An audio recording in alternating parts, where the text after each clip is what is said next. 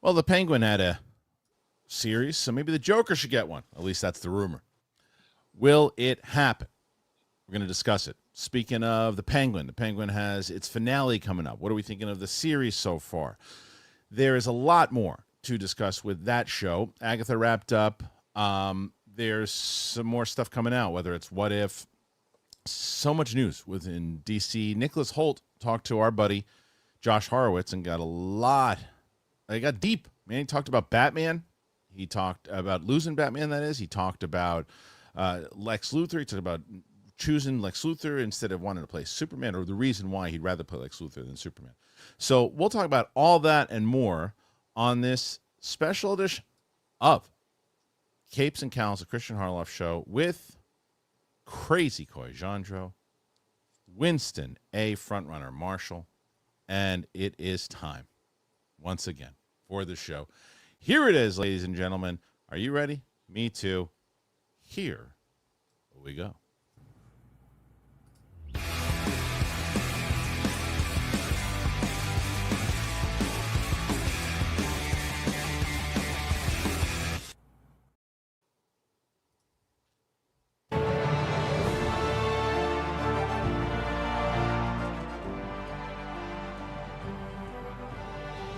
Welcome back, ladies and gentlemen. It's Capes and Cowls, the Kristian Harloff Show with myself, Coy Jandro, Winston, A. Marshall. Gentlemen, the gang is back together. Welcome, welcome. How was your how was your fake parade? My fake parade? Yeah. It seemed pretty real to me. Oh, sorry. Let me finish. Sorry, let me rephrase that. How was that fake fan showing up to a parade? Oh, okay. I see what it is. Sorry, that's what I meant. You're saying that, like, if you have spent, half of your life in a place that you're not allowed to, also catch some fandom from it. No, that's not what I'm saying at all. No, that's exactly what you said. Not what I said. I watched your little tirade while I was at the parade. It was hilarious. This is how I know. Then you would have known. Then you would have known, because what I said was, and I told Coy the same thing. You can be a fan. You can absolutely be a fan. You live somewhere long enough. I think it is fair. My dad, my brother became Tampa Bay fans. I like the Angels, even if they're not playing the Yankees. But what I would not do is talk to, like, in the same way that if I started living in San Francisco and I became a Giants fan in general, what I wouldn't do is find a Dodgers fan and start pretending that I was a fan, like a part of that rivalry for so long, and start talking smack. I see what you're saying. You can't do that. I see what you're saying. So you're saying that essentially, me already being a Raiders fan, therefore hating the Yankees as it was, I'm not allowed to talk shit as the other team that's going against them. And I can tell you, that's where I'm like, normally the fan base really likes you. No one agreed with you. That's fine. I don't need anybody to agree with me. I do. I clearly you sensitive. You sensitive about this. Yeah, gentleman swept just right up out of there, bro. Front runner. It wasn't a sweep. It wasn't a sweep. They played. Look, I said this. They played terribly. They were horrible. But it doesn't. Really, they were horrible. Yeah, absolutely. But you're not a real Dodgers fan. Get out of here with that nonsense. Look. Once again, just like anything else, you can have a 1A and a 1B, and that's literally what this was. If the Rangers and the Dodgers are playing each other, this isn't a question. Okay, fine, you take crap all you want, because you're slinging bullshit. That's what that is, baby, and I don't mind. You can do whatever you want. I'm saying is, if there was a 1A and 1B, the Dodgers are the 1B. My 1A was gone, so it is what it is. Get it out, baby. Get it all out. You need some minute? You want us to host a show when you go take a shit? Okay, you really need to cut back on that coffee, baby. You should consider using Magic Mind. More than it. Hey, listen, great transition for once. So I'll tell you what, man. As much as we joke here, we will say that there's a reason. Winston, show them what you got. This beautiful little thing right here called Magic Mind. Tell them why you like it. See, I love this because whenever I take Magic Mind, first of all, you don't have to worry about all of the noises that Kristian was playing a second ago, but specifically it keeps you sharp. Yeah, there's no crash. It's with clean. It at all. Clean energy. It's clean energy and whatnot. And I love taking it when I wake up. But for me, I really like taking it in the afternoon for the most part, because that way I'm not having to pump any more caffeine into my system. Right. I'm just keeping myself sharp and good to go. I love it. It's great. And I would highly recommend people check it out. Let's do it, gentlemen. Let's get focused. Let's feel good. It's got good taste too. And then the link is in the description of how you can get yourself some Magic Mind. Use that code. And so let's get into it, ladies and gentlemen. We have so much to talk about. And the first was, I saw this story today, and it's pretty crazy, and I don't know how I feel about it yet. And that's this Joker news. Here is the story itself. Coy, pronounce his name for me, because I always get it wrong. Barry Keogan. Thank you. That's how he pronounces it. Other Irish people pronounce it Keown, but it's Keogan from his mouth. Barry Keoghan's Joker rumored for spin-off series before returning as the Batman Part 3's main villain, Mark Cassidy. Barry Keogan made his debut as the Dark Knight's most iconic foe in The Batman, showing up near the end of the movie as an unnamed Arkham prisoner who converses with the Riddler. All right. Where's that? Okay. It soon became clear that this disfigured criminal was supposed to be the Joker, or at least the man who will eventually become the Joker. Matt Reeves later shared a deleted scene featuring Keogan's villain speaking to the Caped Crusader, but the filmmaker has said that this shouldn't be taken as an indication that the Joker is being lined up as the main antagonist of his sequel. Keogan has always stayed pretty tight-lipped about his potential return, but we might finally have some idea of what Warner Brothers and Reeves have planned for this latest big screen take on the Clown Prince. Okay, so according to Marvel Vision podcast, Keogan is set to return as the Joker, but not in the Batman Part 2, though cameo is possible. The Eternals actor will reportedly reprise his role as the main villain in the Batman Part 3, and he's also in talks to headline his own HBO Max Joker spinoff series that would lead into the final part of the trilogy. Jeff Snyder has also heard that there are big plans for Keogan's Joker and believes a solo series in the same vein as The Penguin is highly likely. As for the Batman Part 2, Reeves recently shared the first official plot details during an interview with SFX magazine, confirming that the movie will once again feature Batman investigating a mystery. We've shared the script as we've been going along with DC, and they're super excited. It's going to dig into the epic story about deeper corruption, and it goes into places that Bruce Wayne couldn't anticipate in the first one. The seeds of where this is going are all in the first movie and expands in a way that will show you aspects of the characters. You'll never get to see it. Batman is constantly battling these forces, but those forces can't be entirely exercised. So the next movie delves deeper into that. This has led to speculation that the Batman will be facing the Court of Owls. What did I call him last time, Winston? I don't even remember what it was. Yeah, but I don't even remember the night owls or something. I can't remember, but it's something like that. But it's probably going to be a while before we find out for sure. There are other possibilities for the sequel's main antagonist, of course, but when it comes to certain villains, the Caped Crusader may or may not be going up against. Reeves did indicate that certain fantastical characters, including the likes of Gentleman Ghost, are off the table. What was important to me was to find a way to take these pop icons, like these mythic characters that everyone knows, translate it so Gotham feels like a place in our world. We might push to the edge of fantastical, but we would never go into full fantastical. It's meant to feel quite grounded. It doesn't mean you won't see characters that people love. It's exactly what we want to do. Gentleman Ghost is probably pushed a bit too far for us to be able to find a way to do it, but there is a fun way to think about how we would take characters that might push over into the fantastical and find a way to make sense of that. Okay, so that's the main story here, guys, is Barry Keogan potentially doing a Joker series for HBO Max. Coy, with the success of the Penguin, is this something that you think that they should do, or should we wait before we get the Joker? So the Joker scene I love most from the Batman wasn't the one they kept in the film. It's that slow burn kind of like one-on-one versus verbally that I thought was genius. And that showed how much better the character is as like a slow burn reveal and like playing it over time. I'm of the mind you should never know too much about the Joker. So that's my apprehension, is just like when you reveal too much about the Joker, it does kind of undercut some of that. But I would love an organized crime Joker running crime in Gotham City, which could be a long form thing, as long as they don't go like the origin. Like he's already established, he's already in Arkham. I don't need to see that. But him getting out of Arkham, organized crime, all those things that Joker does so well. We haven't had a live action Joker since 2008, in my opinion. We've had a Joker, we've had whatever Jared Leto was doing, but we haven't had the Joker since 2008. So I personally would love to see the character rectified. I would love to see the character get his due. I think Barry Keogan, especially in that scene that wasn't in the movie, is exceptional. And we saw with the Penguin, if you can do that with a character like the Penguin, which a lot of people don't consider, necessarily B or A list, kind of a C list villain at times, he has improved. If you can do that with the Penguin, imagine what you could do with the Joker. And I personally would love to see it because I love Barry, but that's my Irish. Like, anytime an Irishman's working, I'm happy. What do you think about this, Winston?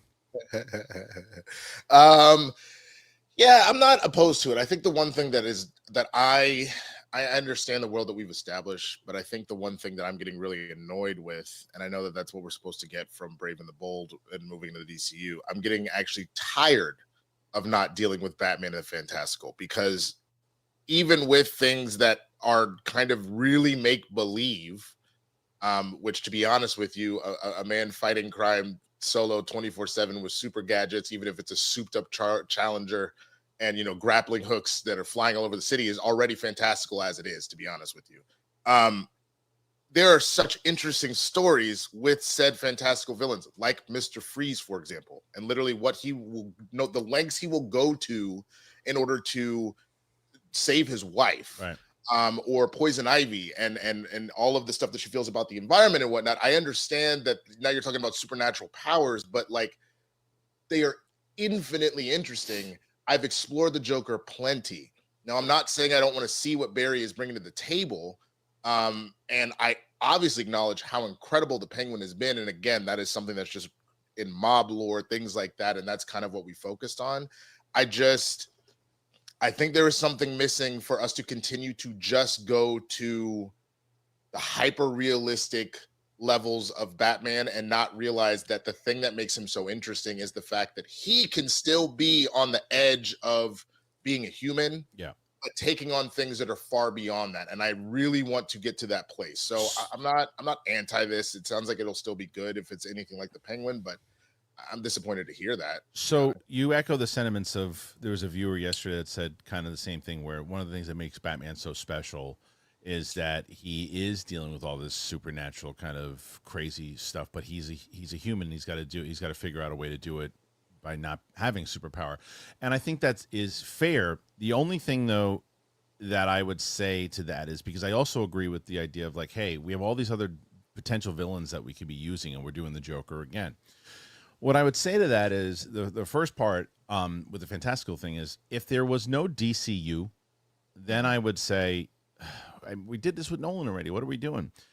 But with an Elseworlds, and they've already set it up, and this is the world that they already set up, and they already set this up through Penguin. This is that version of the Batman in the way that Coy doesn't necessarily love Man of Steel, but or what they were doing.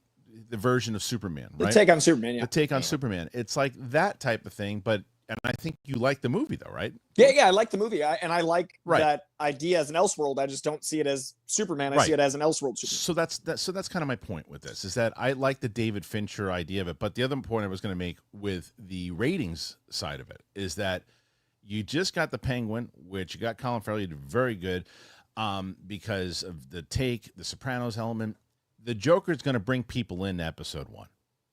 It's just, you call it the Joker, people are going to, or you can't, I guess you can't do that. Oh, yes, you could call it the Joker. You can't call it Joker anymore. Yeah. But whatever you call it the Joker. The Batman, the Penguin, the Joker. It's the epic crime saga, and right. the epic crime saga with the Clown Prince of Crime. And setting up the third Batman. It sets up the third movie in a good way. So, Winston, you were going to say something? Yeah, I'm not opposed to that, and I understand that's the biggest name in his rogues gallery by far. But I mean, like, again, I think there's two things working here. I'm not saying that Matt Reeves and his team can't have their own shot at all this stuff, but that's where you could, if you really want to stay with like the grounded things. I know he's going to get to the Court of Owls, it sounds like, in the Batman Part 2. So Hugo Strange is a super interesting character as far as that goes. Just to throw somebody out there that's not that.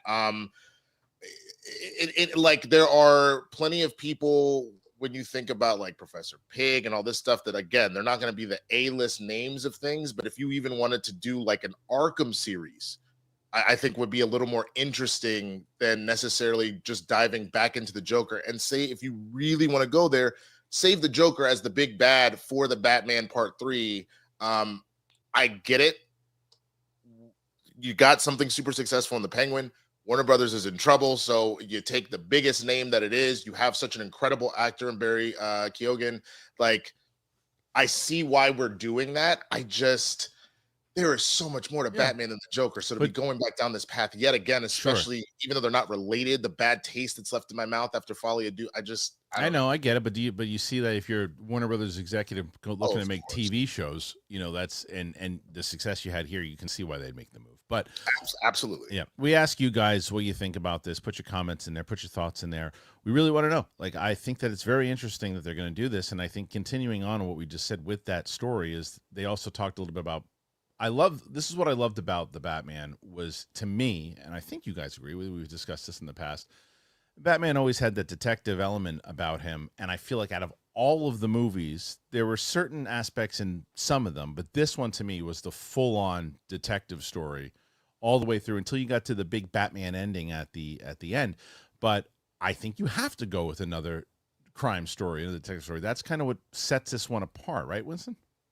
No, I truly agree. I think that's why, to be honest with you, even though it also seems weird to take, prepubescent and teenagers into battle as its own level of fantastical, but that to me is where, if you had laid certain groundworks, it would have been even interesting to have like a Red Hood type situation. I mean, that you would have to set a lot up to even get there. But yeah, I agree. The detective element specifically is what makes this Batman so interesting. Should make all Batmans interesting, because it's not just, hey, I'm really good at beating people up. It's and I have crazy gadgets. It's his mind. His mind is what is so interesting about Bruce. So yeah. Coy, you think this should definitely be detective? I mean, epic crime saga is what Matt Reeves calls his universe. So I think the crime element and the detective work is the through line. So I love the idea of doing something new with 2 in Court of Owls, keeping the Emperor Palpatine Joker behind, pulling strings, building his empire. And then the bridge between 2 and 3, much like between 1 and 2 with Penguin, between 2 and 3 with Joker, allows that big villain for 3, which is, it sounds like what they're setting up. And I wouldn't mind if there's going to be a 2 to 4 year gap between 2 and 3. If they also put in, some other characters like your Hugo Strange, your Poison Ivy, I want a Mr. Freeze very bad. And I think a love story told long form would be really beautiful, because the way that he loves Nora is the way that Bruce loves Gotham. And I've always loved the parallel of pining for something that never can return that love for you. 1, because she's frozen, and 2, because Gotham's corrupt. Like, there's such beautiful symmetry there. So there's plenty of stories to tell. Tell it over tens of hours. Please give me more of this epic crime saga. I'd watch this quarterly. Like, I want this forever. And I personally, I don't get the, nobody asked for this after the Penguin. People should see that if a story's written well, it doesn't matter if you asked for it. Art isn't what you asked for. It's what makes you feel something. And if it's the same team that's really putting this all together, it's like, why wouldn't you trust them to try to do another one in this world? And what I think that the Penguin show has already done is, the second Oz shows up in the Batman 2. Ooh. Yeah, exactly. You're going to be so ready for it, because you're like, oh, I've spent so much time with him now. And go ahead. Yeah. No, just to echo your sentiments, I think that's why so many people were so upset about Doctor Strange, for example, in the Multiverse of Madness. It's because after that beautiful epic tapestry that was just weaved, and what's going on in the Scarlet Witch's mind, for it to feel like it was just kind of shunned to the side. Right. That's why it was so heartbreaking, and so many people had a cognitive dissonance with that movie. I trust Matt Reeves so much. I don't think that that's something that we're going to have an issue at all. No, in the because unlike Doctor Strange, he's going to be aware of the show. Right. It's like he may have watched, even written, and helped create instead of ignored it. I also think, we talk about with Daredevil, I've said many times, the reason Kingpin and Daredevil work is because every punch lands twice. You care about Vincent D'Onofrio's take as much, not as much, but pretty damn close, if not more, than Charlie Cox's Daredevil, because of that lifetime of you've spent as much time with each of them, and now we've spent more time with Penguin. So I'm really excited for that commentary in the Batman 2. And I think if you can do that with Joker, if you can do that with these other villains, I think it's a really good use of the HBO cinema synergy. And there's no reason not to if we got the bandwidth. Totally agree. And the same goes for you guys. Do you think that this is going to work out as a detective story, the next one, how they're setting up all these other characters? Please put your thoughts in there. We have way more to cover. There's so many stories. Before we do that, I have told you for the last 2 weeks, and I continue tell you how much I am thrilled that we have been joined by Via. Man, do I love Via. I ain't lying. And I will also tell you about our good friends over at Perfect Gene. Here we go. As the crisp fall air now rolls in and those leaves begin to change, don't rely on pumpkin to spice up your life. You got to embrace the natural power of cannabis this fall with Via. Whether you're lounging by the fire or you're exploring new adventures, Via's premium, federally legal cannabis products are your perfect companion.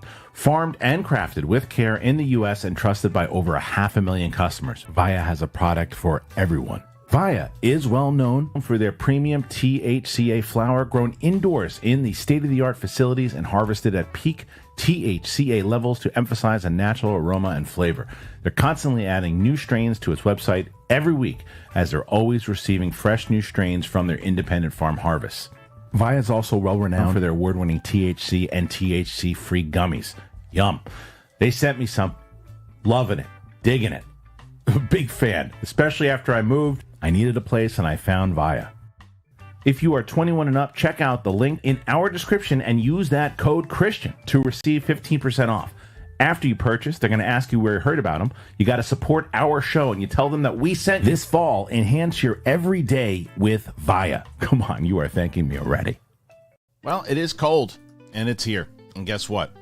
I'm living in the Perfect Gene. I love the Perfect Gene. They are so great. They're stretchy. They're soft. They totally trick people, by the way, into thinking that I have my life together. And you guys know. If you're watching, I don't. Am I telling you this because I actually love them? Or because this is what they told me to say? That's right. Perfect Gene paid me to say this. Who cares? But I can honestly say that these are awesome jeans. I love them. 400,000. What's that number? That's how many men have rescued their nuts from stiff, unforgiving jeans, all thanks to the Perfect Gene. They have enough stretch to accommodate Thanksgiving dinner, and they're comfy enough to wear all day watching football. Plus, even though they feel like sweatpants, they look good enough to be your go-to pants for date night. I love them. I love the fact that I can wear them. My wife goes, "Whoa, you look good in those." I'm like, yeah, that's right. I look good. That's Perfect Gene. I can move around in them. They're stretchy. They feel great. I get compliments on them all the time. Stop crushing your nuts in jeans by going to theperfectgene.nyc. Our listeners will get 15% off your first order, plus free shipping, free returns, free exchanges. But you got to use that code BIGTHING15 at checkout. 15% off for new customers at theperfectgene.nyc. Use that promo code BIGTHING15. You're going to purchase. They're going to ask you where you heard about them. You're going to say, from Kristian Harloff. That's right. Big thing. Please support our show and tell them that we sent you. F your khakis. Get the Perfect Gene. Thank you to our good friends over at the Perfect Gene, and of course, Via. Very happy to have both of them on board. And the link is in the description. And this is one, yes, you absolutely help out the show when you go get some stuff. But there's no way that you go into the description and you get yourself Via or you get yourself Perfect Gene and you don't thank me for it. I guarantee you. All right, guys. So before we get going, Coy, I don't know if Winston and I talked about it before we started shooting, but you guys are usually the team to beat on Fridays. You got a steep hill to climb today, my friend. Do you know what happened yesterday? I just saw 200. 201 was Roca and Steph joined forces yesterday and brought the house down with 201. That is a tough one. That is a tough one. Before we even start, and it also, one, it's Roca and Steph, so that helps, right? Two, it was the Star Wars news of the trilogy. So that was going to do it. They had like 65 questions before we even started shooting. Wow, good for them. I give Roca guff, but good for them. That's incredible. That's commendable. It was good. And you guys are at 13 at the moment, which is still very close. Any other day, amazing. But it's going to be tough today. That's, I don't rock with her like that, but apparently that's Taylor Swift's lucky number. So maybe she'll share some of her billions with us. I would appreciate that. We shall see. All right, listen. We have a rumor going on, and I think Winston will be happy about this.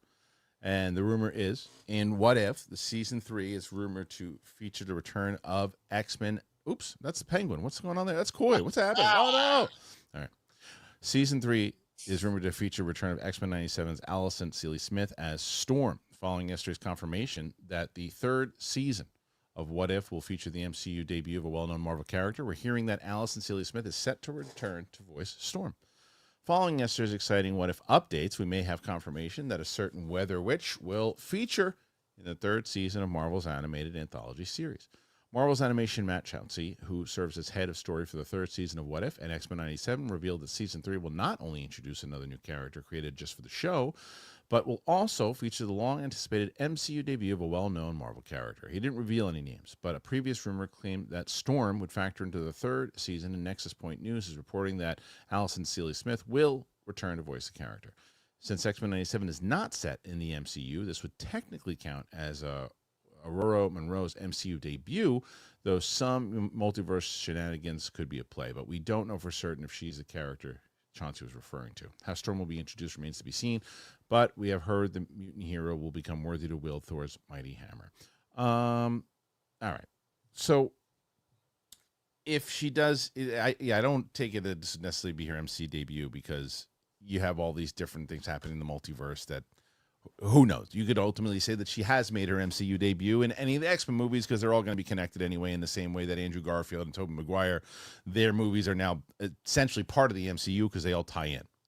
So, you could already say that if you wanted to, technically. But it also makes a lot of sense because it's a freaking popular animated show on another popular animated show. So, Coy, you think this is true, and should it be true? I think Storm appearing in What If makes a lot of sense with the success of X-Men 97. I think she's also a character that deserves a bit more screen time than some. Her story is so rich that I really think we need to have that established. I want a solo Storm movie, and I think if the episode does well, maybe that's a conversation to be had. I think it makes sense. I mean, What If isn't exactly a flagship bit of Marvel because they kind of put it out unceremoniously in December and have it day and day. And I think it just kind of like allows for them to have stuff coming out at the Christmas season. So I would love if that episode at least got a little bit of hype, but it tracks. It's just not as exciting as I'd love for Storm to debut. It's not like, it feels like it's in quotes. What do you think, Winston? I mean, yeah, in the sense that we know that What If is a part of the MCU, but we have also learned, because how many times did we guess with both season 1 and season 2? Because we saw that the Sorcerer Supreme Strange over here, that he evil, he gonna show up. He didn't. It was a different guy. So there is that level of it's connected, but it's not. Right. But I think specifically, if you look at the year that Storm is having and some of the controversy that came out of 97, it was a small bit, but the idea that while people were like, okay, she lost her powers and the life-death story was interesting, people were upset that there wasn't, not everyone, but people were upset that there wasn't more focus on Storm. So if you're taking what she's getting right now as her solo book that's doing fantastically well, and she's joined the Avengers and all that, so she's really having this moment. When you take into consideration that in the past you've seen her wield Thor's hammer, and there's this conversation and reverence that Thor has for her, and that she is a human but is referred to as a god because of what she's able to do. When you put all of that together, that seems actually like the perfect character to use as the anchor point to bring us into it, just because Storm seems to be at the tip of everybody's tongue right now. And I think that she would be a great addition to the show. So I'm very much looking forward to it. Yeah, I think it makes sense to do it. And I don't think it necessarily ruins the debut, because the other thing is, if you're looking at it as the What If series is smaller budget, intended for, or smaller budget in theory, and in comparison to everything else. But it's also, you debut in the same way that you're doing Creature Commandos, right? Creature Commandos, yes, it's officially the launch of the DCU, right? But to most mainstream people, Superman will be the launch of that, right? And in the same way that if Storm shows up here in What If, someone who shows up to the first time she ever shows up in live action, it's not going to go, well, this doesn't really count because she showed up in What If. So I think that to have it is a good way. It's a good nod to the series itself, what they're doing with it. So we'll I hope it's a X-Men 97 What If. That'd be cool if it ties into that canon. That's what I'm hoping. Me too. Okay. So the next story is, we can't get away from Deadpool and Wolverine. I mean, it had such a major impact on the box office and everything else. And then there was all this talk about whether it was Wesley Snipes and, of course, the Gambit story. And now we get some more Gambit stuff. Apparently, Marvel Studios is obsessed with Channing Tatum's take on Remy LeBeau, according to Ryan Reynolds. We still don't know for sure if Tatum will return as Gambit in this MCU, but Ryan Reynolds believes that Marvel Studios is obsessed with his Deadpool and Wolverine co-star. Channing Tatum was given the opportunity to take on the role of Gambit in Deadpool and Wolverine after originally missing out on playing the heroic mutant when Disney acquired 20th Century Fox's assets and brought the studio's X-Men franchise to an end. Tatum made his MCU debut as Remy LeBeau in The Void, joining Elektra, Blade, X-23 as members of the Resistance Wade Wilson and Logan encountered when they were stranded by Mr. Paradox. A recently deleted scene from the movie strongly hinted that Gambit will be making his way to Earth 616 via a Marvel Sparkle Circle at some point, but we don't know for sure if Tatum will get to reprise his role.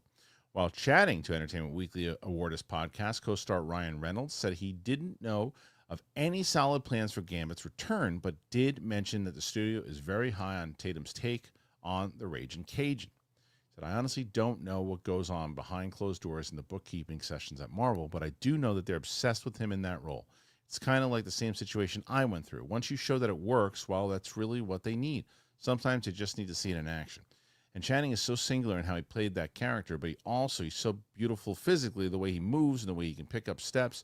We'd be surprised if Tatum didn't suit up as Gambit again in the MCU, although it's worth mentioning that not everyone was quite as impressed by his performance in Deadpool and Wolverine for Marvel. Okay. So I think that the concern here from a lot of people, myself included, it's not that he wasn't great in this movie. He was great. He added to the tone that this movie was. And when he started in that scene, it was comedy, goofy. And then when he fought, he was great. He wasn't like stumbling and tripping. He could fight, and he used his cards, and he was a badass. The problem is that I don't know if they're going to do a single movie of Gambit. It can't be that version of the character. It can't be that goofy. Go ahead, Winston. You're muted. There we go. Sorry. I think that we'll be fine. Just because my counter to that, and not to like come at you or anything, is to look at literally every character that was on a much more even keeled inside of their own property. So like Chris Evans took Johnny Storm to the nth degree. Right. Even Wesley, more like little nods to the camera type stuff. Elektra, even though the movie wasn't very good, same thing. Because of the tone of the film, it was jokey. But if you put them in their individual properties, it worked fine. I think you would get the same thing out of Channing's Gambit, and that by the nature of Channing Tatum really being more of a comedic actor than anything, is there going to be some in there? And because of Gambit's charm, will that show up? Sure. But I don't think it'll be to the nth degree that it was in this, because that's just what this film called for. I do think that it will be. That's what that's what I mean, essentially what I said, but for sure. It's like it is a concern that if it is that goofy, it's not going to work. But there's also the side that they can make it very serious. But Coy, I think that the other thing on the table here is that Gambit, Channing Tatum was supposed to do this movie like 10 years ago, right? If they're trying to usher in a new wave of X-Men, and they're already talking about potentially having Hugh Jackman back as the MCU Wolverine, and then Channing as Gambit, isn't it just kind of holding on to the past and not taking risks with the future? I think the Hugh Jackman and Gambit choices here are going to be up until Secret Wars. I don't think you get solo Gambit movie or even X-Men with Channing Tatum. I think that is a great opportunity for Doomsday, a great opportunity for Secret Wars, great opportunity for cameos leading up to that. I honestly think the X-Men in their new iteration with new cast members start after Secret Wars, or blend in and we get multiple Gambits. But like, I don't think post Secret Wars, that is the Channing Tatum Gambit we're getting. I think that Channing Tatum absolutely, after 15 years, well, since he was a kid, he's been dressing like Gambit, but for 15 years fighting to play the role, but wanting it for 30 years, I'd love to see him get Secret Wars and Doomsday and get to be in these giant scope movies, lots of characters. I don't think that necessarily means he's going to be, when a movie is called X-Men, I don't think that's going to be Channing Tatum as Gambit. Yeah. But like, the dude just lost the most badass woman in the world, so give him some Gambit time. Let him heal. I would say, what happened? Him and Zoe broke up, man. I was devastated. You're right. I don't believe in love anymore. This just shows you how I am not tapped into any of this stuff. I was only into them too because I've had a crush on Zoe Kravitz since I knew what crushes were. But then I was happy for Channing. But I'm proud of myself. I'm proud of myself that I don't know this stuff because like 3 years. I will, but I will beautiful duo. Listen, I'll tell you that there was a time when I would look at the Us weeklies at the grocery store and see what's happening. But now I have no idea because I can show you how out of tune because you mentioned that and I say, oh yeah, the only reason I know that is because I saw it about 2 or 3 weeks ago and said, oh, I thought he was married. I guess he's been divorced. He was, and he got divorced like 6 years ago. Yeah, I thought they were still together. Like the new wave of celebrities, I don't know because there are a lot of like internet folk, and like we work on the internet, but in a different corner. So like I'm like that with like anyone under 30 now, where I'm like, oh, Bleeblop is having a moment, and I'm like, I don't know what this name is. And Channing Tatum, I only pursued because I like Zoe Kravitz's right. life. And didn't she just direct him in a movie? She did, right? Yeah, Blink Twice, which he was great and not comedic. And like, there's comedic elements, but his serious side, like, he's good. He's very much improved from when he started out. I mean, remember he started out in that Sprite commercial as an action, and that's where then his dance era, the step up. Yeah, the Sprite commercial is where he was discovered, and then. I'll never forget that. I remember like seeing him. He one of the few people I remember being in the movie theater seeing. I was like, that guy could be an action star. I remember telling Naveed McIllargy at Silver the same thing. He's like, that's what I said. And I said, and then he turns and he blows up. But anyway, so wait. He was Vinny Chase, is what you're telling me? Because that was the same is that what happened to Vinny Chase? Well, yeah, in Entourage, Ari was just like, I found you doing, that perfume commercial with so-and-so or taste or something like that, and now you're Aquaman. Like, right, yeah, that's what I mean. That happens to a lot of people. But either way, he has improved like dramatically, and so I'd like to see him. I agree with you, Coy. I think that to see him in the Avengers movies and all that stuff, and sure. I don't think he needs a single movie. I think this is also Ryan Reynolds politicking. I think this is him trying to get his buddy in to get his own movie finally. I think Marvel right now is also very focused on, how do I say this kindly, meme culture and impact in the culture of like what's going to trend, what's going to be a TikTok, what's going to be, please explain this and all that garbage. And so I think that Channing is a great actor and very talented and loves Gambit, but I think that's secondary to he's going to make a name for himself out here. Like, I think they just want the meme culture to be something they can market, and I think that's absolutely Channing. We just benefit because he's actually good in the role in that format. So right. I think it's perfect for the next 4 years, but I think when the meme isn't the centerpiece, Gambit as a serious take, Channing wouldn't have gotten the opportunity to play that because of how long it's been. But when that time comes, I think they know to cast someone for that role. But right now, leading up to the Avengers, you've got Downey as Doom. They're looking at things about what's going to get Instagram views, and I think Channing does. All right, let me see. Let me ask. So will Channing Tatum have his own single Gambit movie? I wish I knew. All right, fair enough. Bring it back. The reason that's back is, I don't know if you know this, Winston, but Big Balls at the moment is dead. And Coy didn't know that either. I didn't know. Yeah, we just spoke. I know you, and you were cradling him oh so nice last week. What happened is that my Rodecaster completely died on me last week. I tried to turn it on, and it would not turn on. It has that stupid, like this, the one that you have, Winston, the one that I have now. Very simple, good thing. You push the button, it goes on. This one, you have to dig your finger into it, and then it magically turns on. Well, it wasn't turning on at all. It completely isn't working, and I thought I was screwed, but I remembered I had this. So I put it in the Amazon wish list as something, but the chances of that happening are slim to none. So Big Balls should be gone for a very long time because it's going to be a bit. Okay, so we got a couple other stories here, guys. And right now you guys are currently at 17 questions at the moment, and now we get to the. You're gonna catch them. You're gonna catch them. You're gonna get them. You only need about 100. 180 more. We got them. 184. Crazier things have happened, Coy. The very first one that I did, that I ended up taking the record, and we had like 8 until we started answering questions. That's true. So, yeah, it's true. You had a big comeback before, because not only because remember, Winston had set the single record. Send a record by himself, and then Rocha surpassed that with like 135, and then Rocha and Steph just annihilated it yesterday. So that's gonna be a hard one in general to beat. So that's that news. It's Star Wars news. Okay, next question, or next story rather, and it is Captain America: Brave New World. Crazy popcorn bucket revealed as rumors swirl about the next trailer release ahead of Captain America: Brave New World's release in theaters next February. Awesome, undeniably crazy popcorn bucket has been revealed, featuring Harrison Ford's villainous Red Hulk. Check it out. How dare you, sir? Captain America Brave New World is the next Marvel Studios movie heading out our way, and fans remain optimistic that Falcon and Winter Soldier sequel will kick off in 2025 in style. It's no secret that Sam Wilson's first solo outing has undergone extensive reshoots, so we're hoping those fix the movie rather than plastering over issues too glaring to hide. Now we have a supposed first look at Captain America Brave New World's popcorn bucket, as you can see below. It's what is it? It's Red Hulk breaking Sam's shield in half. Presumably the popcorn is somewhere in the back. Will the iconic shield actually be snapped? That remains to be seen, but this is a pretty big spoiler if so. If related, news scooper Daniel Rickman is reporting that a new trailer for the movie will be released tomorrow at D23 Brazil.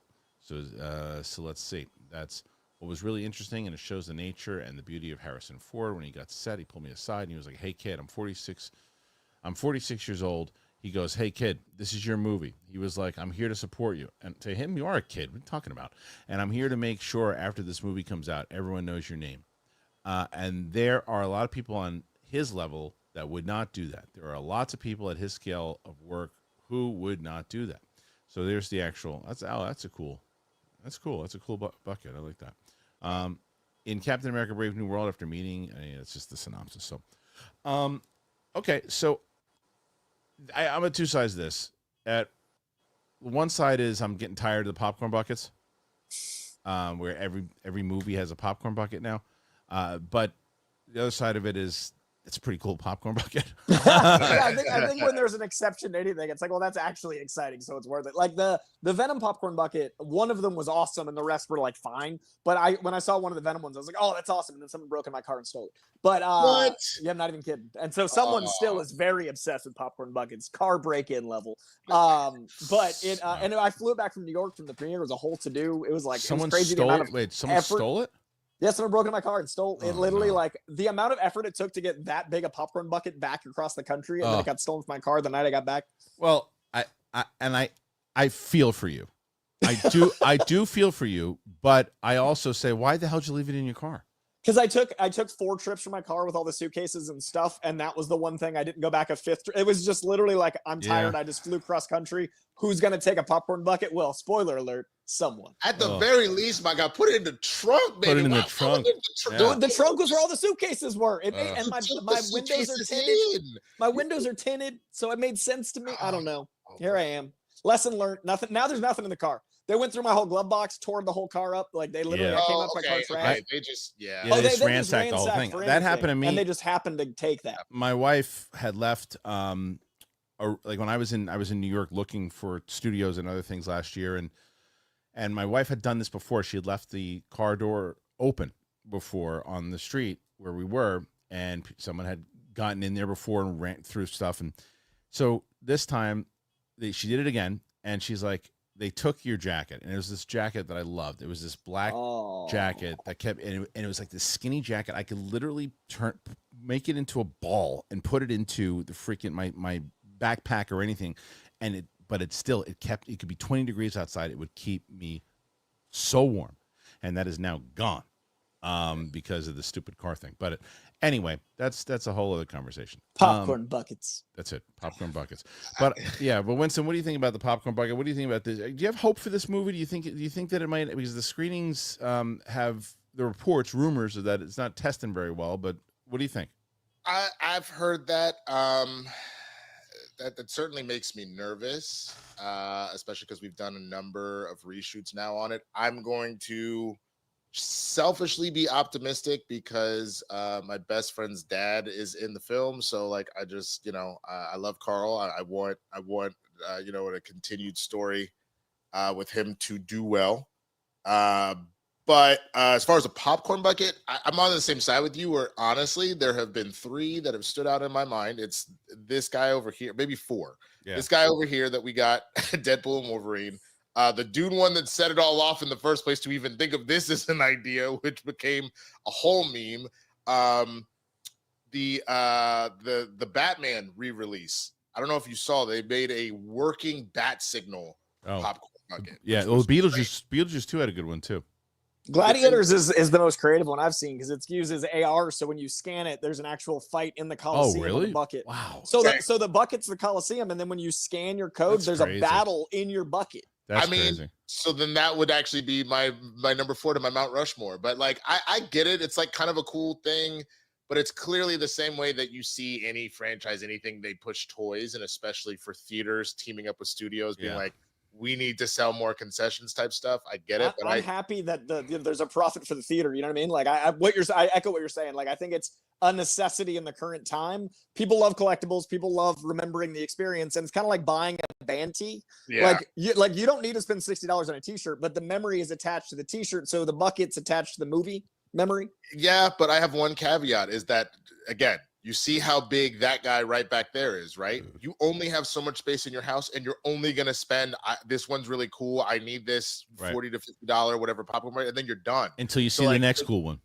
But then where are you gonna put it? Like, I'm gonna tell you this right now, unless you live alone, I don't know a single person's wife, husband that's like, by all means, get a 30th popcorn bucket. Like it's 30th. Trying to smuggle in the one Deadpool and Wolverine I had into my house was like, what do we need that for? And then the other thing I did see that I almost got, but I guess going to your point, Winston, I didn't get it because I was like, A, I don't want to pay for it, and then B, I already have one of these things. Was that Beetlejuice one? The Beetlejuice one was the handbook for the recently deceased. That's cool. Which was pretty. I don't know if you know it was a popcorn bucket or what the hell it was, but it was some kind of memorabilia. It was pretty great. But I was like, nah, I'm not gonna get it. I'll tell you, I really do enjoy the New York movie theaters, the Manhattan ones. I don't know where you saw the Venom premiere. The Regal Times Square. Yeah, I think it was. Yeah. Regal Times Square is where you went. Or Regal. Okay, that makes sense. It was it Times Square or Union Square? Now I don't remember. It was near. Was it Broadway? Near Broadway? Yeah. Was it near Broadway? Yeah, near Broadway. Yeah, so that's Times Square. Yeah. Okay. Yes, you saw it there. It's like a 4-story one. Yeah. There is a resale market for popcorn buckets. Oh yeah, dude. That's my buddy. My buddy went with me to the Deadpool Wolverine. He's like, I got to get this, and they sell the crap out of these things. Yeah. Bro. Yeah. But let's. I don't want to get rid of it, but I wonder how much I know for sure. All right, let's move on though to the next story, which I was just talking to Josh Horowitz the other day, and he had told me that he was interviewing Nicholas Hoult, and I was like, you're gonna get some good stuff out of that, and he did. That and more. He got some great stuff. So this is Superman star Nicholas Hoult breaks his silence on losing the lead role in the Batman to Robert Pattinson. So Nicholas Hoult narrowly missed out on the roles of Bruce Wayne to Robert Pattinson in The Batman, reflects on that and his decision to eventually join DCU. It's no secret that Nicholas Hoult made it down to the final 2 for The Batman, only to ultimately lose the role of Bruce Wayne to Robert Pattinson. Don't feel so sorry for him, although it wasn't very long until the British actor landed a role in Superman and the wider DCU, we'd imagine as Lex Luthor. Talking to Josh Horowitz, Hoult reflected on missing out on playing the Cape Crusader and admitted it wasn't easy to come that close to a dream role, only to miss out at the last minute.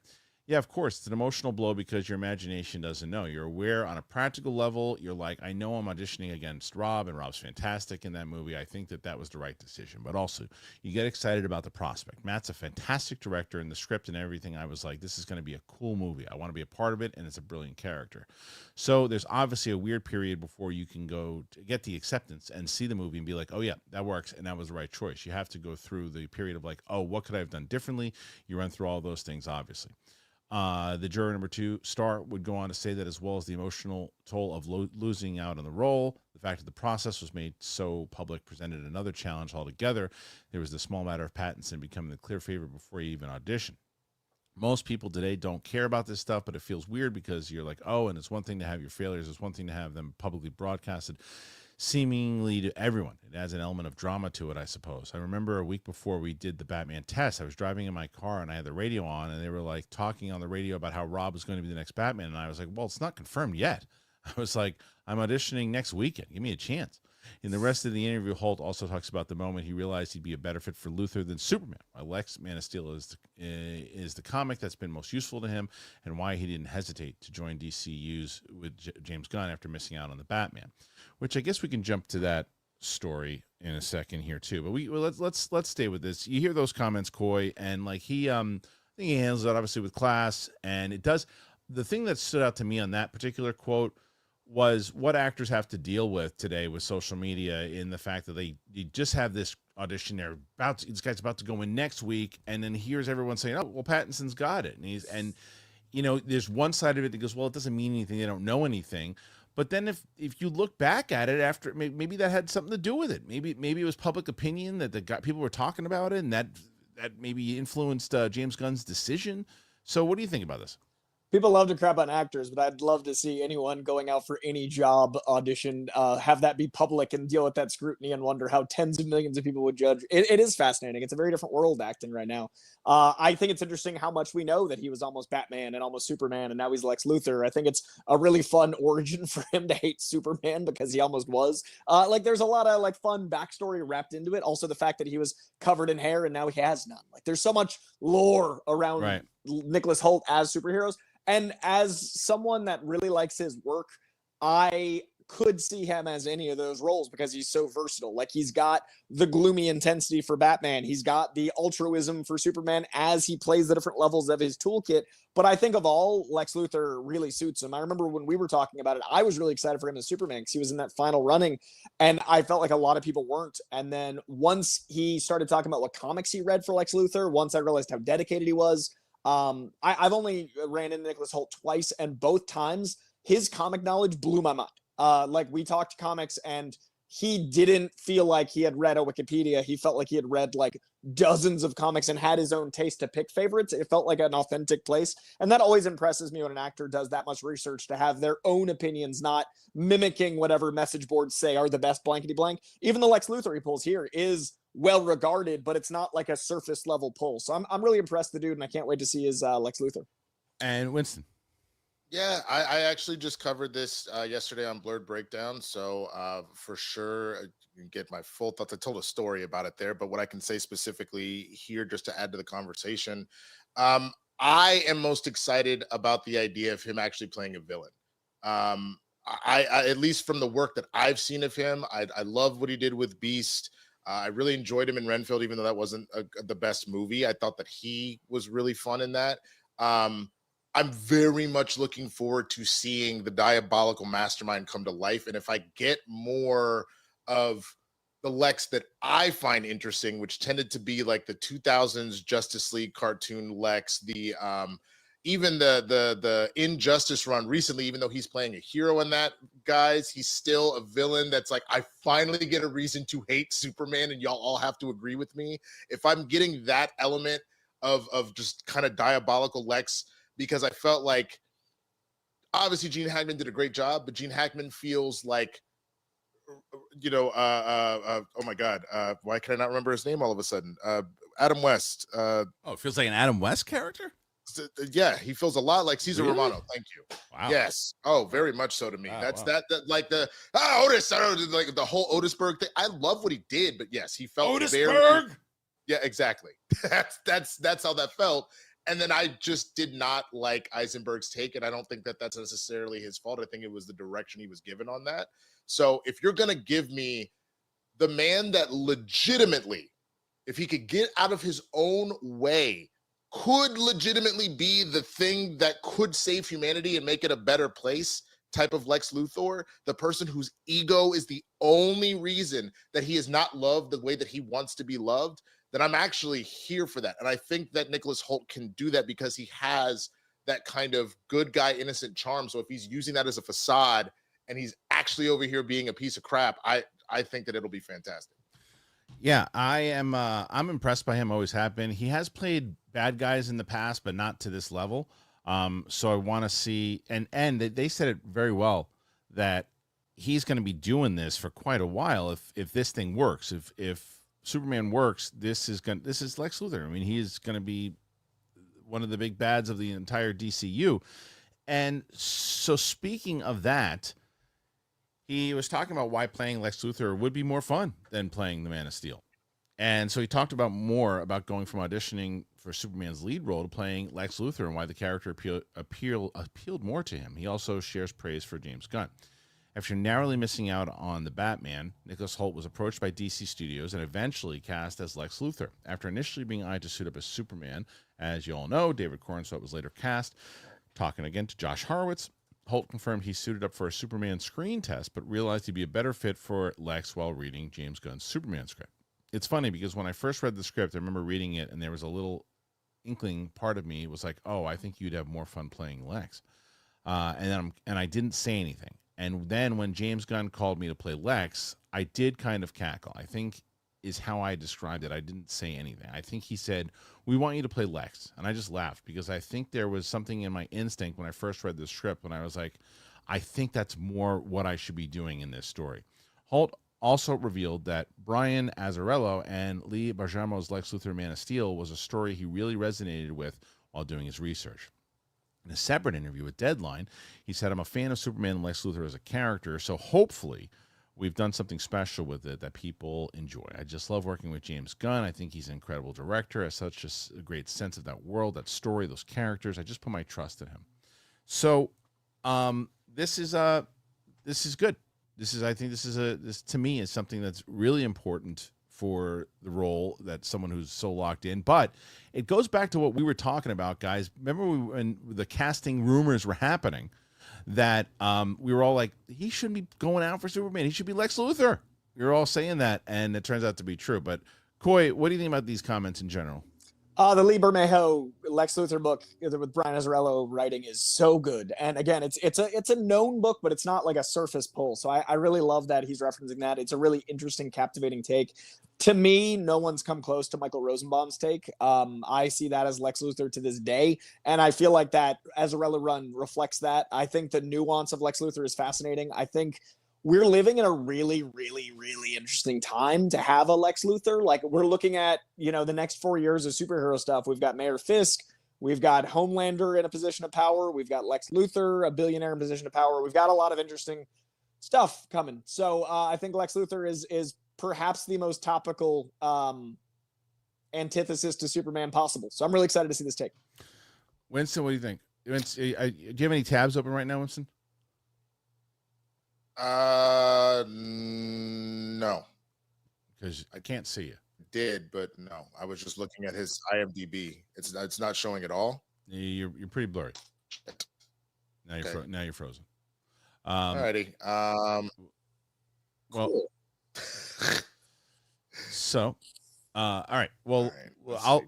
while you get that working, I will also say that I think that Nicholas Hoult is one of those guys that's just a premier actor, and I think that this is going to be in where we were just talking about Anthony Mackie having that conversation with Harrison Ford about helping his career out, being a household name. I think this is going to make Nicholas Hoult that household name for sure as Lex Luthor. I think it's going to be a great performance, but I also think you're going to start seeing, because of it, he's going to have the kind of career where there's some people that are just typecast as the role forever and can't break out of it. And then there's other people who do a big role like this and then just turn it into the next thing, and then the next thing, and then the next thing, and then a drama, and then an Oscar. I think Nicholas Hoult is that kind of actor.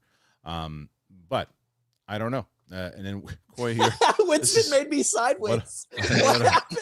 How did I make you sideways? I was just sitting here and you came back and now you pushed me over. Winston's gone, and it just go like this, Coy. This is unbelievable. All right, here's How what. is that my fault? It's unreal. All right, here's what we're gonna do. We're gonna get to your questions now, and then I will tell you guys real quick about our good friends over at both BetterHelp, which I've told you about many times over, and of course the great friends over at AG1. Here you go. AG1, I'm always excited to talk about them because you're looking for a holiday gift, you got it. Now, the perfect present is the gift of health. AG1, it checks the box. I heard about AG1 when I started doing podcasting by myself. They had said, hey, check this out. I tried it out. I loved it. And they've been with me. If you've been listening to this show for 2 years, then you have been hearing about AG1. That's how long they've been with me. I ditched everything else that I was doing. I was never a vitamins person. And now I'm just AG1. It helps your gut health. I've got better sleep because of it. It has kept me healthy. So there is something great for me, what I do, and I still have had this same Zoo Cup that I've been telling you about forever. I mix it up with water, 1 scoop, done. That's my day. So this holiday season, try AG1 for yourself or even gift it to someone special. It's the perfect time to focus on supporting your body with an easy and surprising delicious daily health drink. And that's why I've been partnered with AG1 for so long. Every week of November, AG1 is going to be running a special Black Friday offer for a free gift with your first subscription, in addition to the welcome kit with the vitamin D3 and K2. So make sure you check out drinkag1.com/bigthing to see what gift you can get this week. That's drinkag1.com/bigthing and start your holiday off on a healthier note while supplies last. This episode is sponsored by BetterHelp. I want to take a second before I even start this, and I want to thank my buddy Mark Ellis. Mark's a guy that I've known for a very long time. I get a chance to talk to since I moved to New York. I speak to him all the time, the same amount of time I did when I was in LA. He's a great friend. He's someone who's always there for me, and I love him to death. I love him like a brother. Now, the reason I bring Mark up is because this month is all about gratitude. And along with Mark Ellis, there's another person that we really don't thank enough. That's ourselves. It's something hard to remind ourselves that we are trying our best to make sense of everything. And in this crazy world, that ain't easy. So here's a reminder. Send some thanks to the people in your life, including yourself. BetterHelp it's online therapy. Roxy Stryer talks about it all the time, how when I suggested it to her, it has changed her life dramatically. People in my family changed their lives dramatically. It really does help. So if you're thinking of starting therapy, you got to give BetterHelp a try. It's online, it's designed to be convenient, it's flexible, and it's suited to your schedule. You fill out a brief questionnaire, you get matched with a licensed therapist, you switch therapists anytime, no additional charge. So let the gratitude flow with BetterHelp. You got to visit BetterHelp.com/bigthing today. You get 10% off your first month. BetterHelp, HELP.com/bigthing.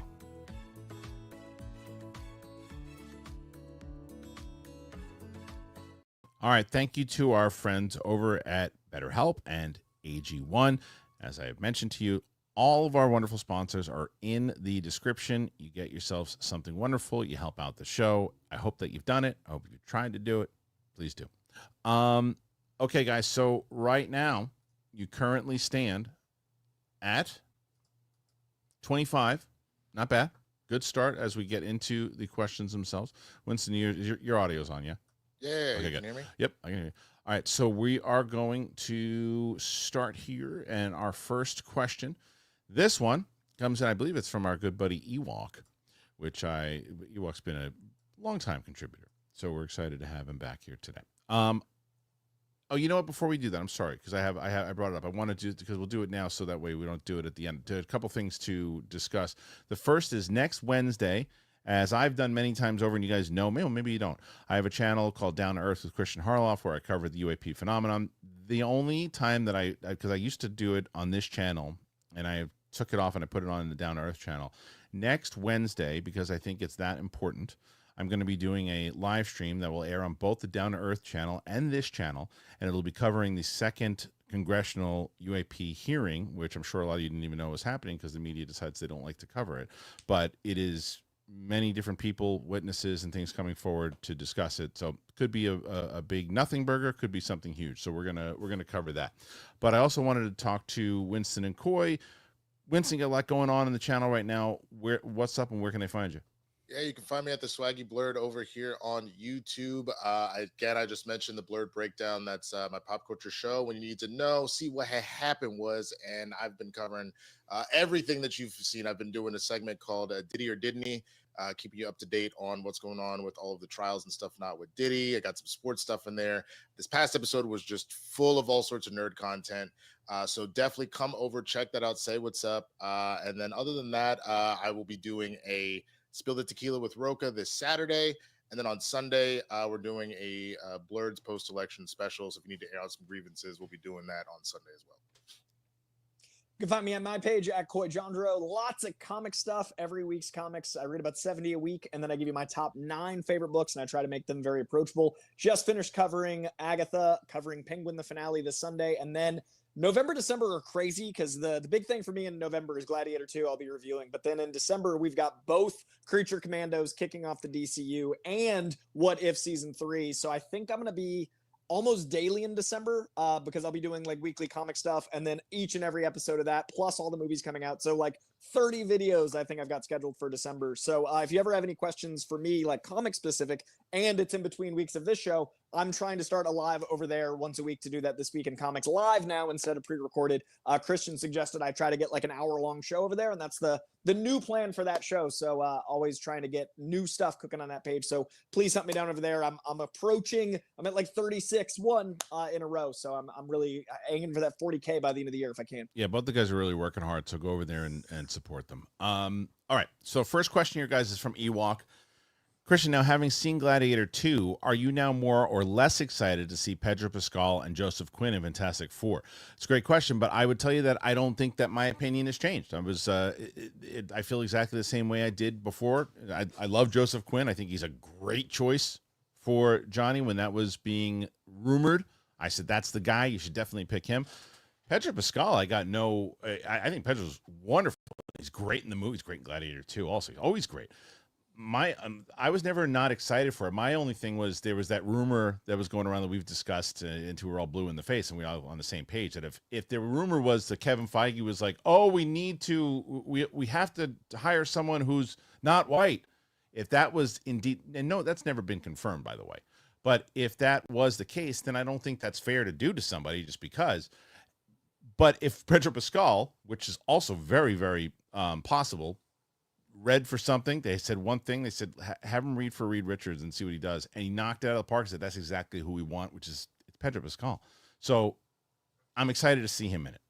Did their performances in Gladiator 2 do anything? No, because they were both awesome in it, and I knew that they would be. So I don't know. Corey, is this going to determine whether or not you're going to be excited or not? I mean, I like Pedro Pascal and Joseph Quinn both as actors already. I'm super excited for Gladiator 2, but I don't feel like the tone of that movie will, inform the tone of the Fantastic Four. So I still won't be seeing Pedro Pascal as a blindingly intelligent, arrogant, sort of aloof father scientist in Gladiator, unless the movie is different than I expected. Yeah. And I don't think I'll be seeing a hot-headed, arrogant, movie star-esque Johnny Storm unless the movie's different than I expected. So I don't think Gladiator specifically will inform that take. I think I won't know how I like them in the role until July. Winston?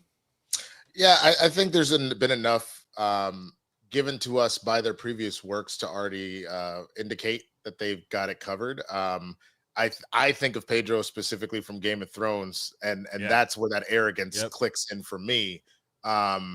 So no, I don't think Gladiator is going to affect it one way or the other. I'm just excited to see Gladiator. Yeah, I hope you guys enjoy it. Like I said, there's still an embargo on it, so I just gave my initial thoughts. Do you know when the embargo's up? Monday.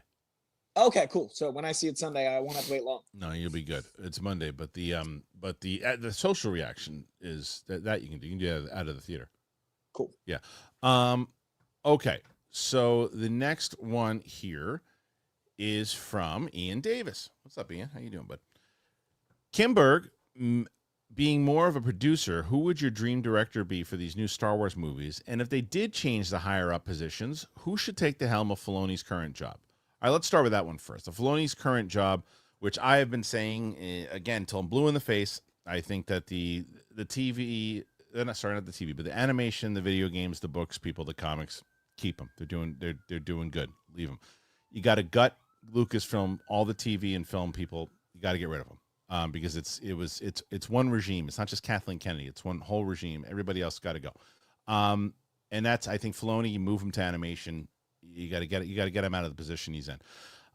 So if that was the case, I am going to tell you the name that I'm going to give you is someone you don't know, and that's my answer. Someone you don't know, because you didn't know who Kevin Feige was. He became Kevin Feige. You know, he became that version from all the decisions he was making because he was good at what he did and he made his way up. And he needed an executive who's anywhere between 35 to 55 years old and someone who understands Star Wars, understands the business, understands all of it, and they can build a team around them. That is who you need to replace Filoni and someone who can replace Kathleen Kennedy. Yeah, I think that's a good point. I think the thing to look at, how did Feige work? And if you look at the fact that he was producing the X-Men films previously, and he actually presented to Fox an X-Men cinematic universe, and they didn't bite. And so then when it was he was like, okay, but I still think this is a good idea. He then transitioned to go do that just straight up with Marvel Studios, and then the rest is history, the buyout by Disney, blah, blah, blah, blah, blah. You need to find somebody who's doing that same kind of thing. They've already gotten their teeth cut producing big IP type stuff. Yeah, and they have big ideas. The way that you're even now doing with Gunn.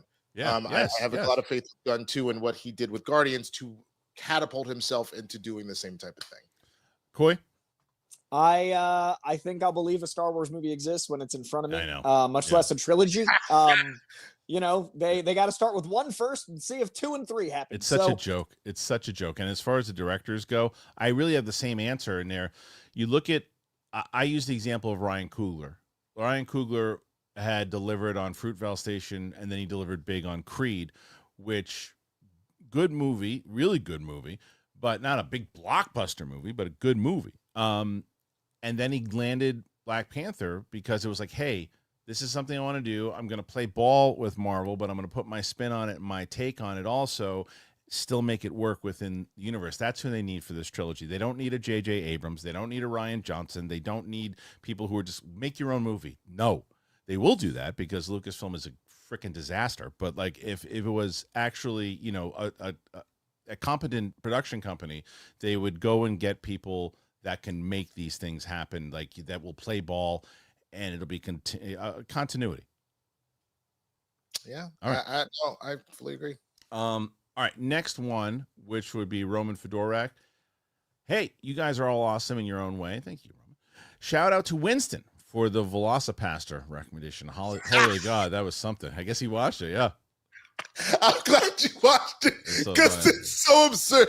That might be my favorite bad movie ever. / if you wanted to find a drinking game for a movie just from the absurd, every time something that literally will make you go, what the F am I watching?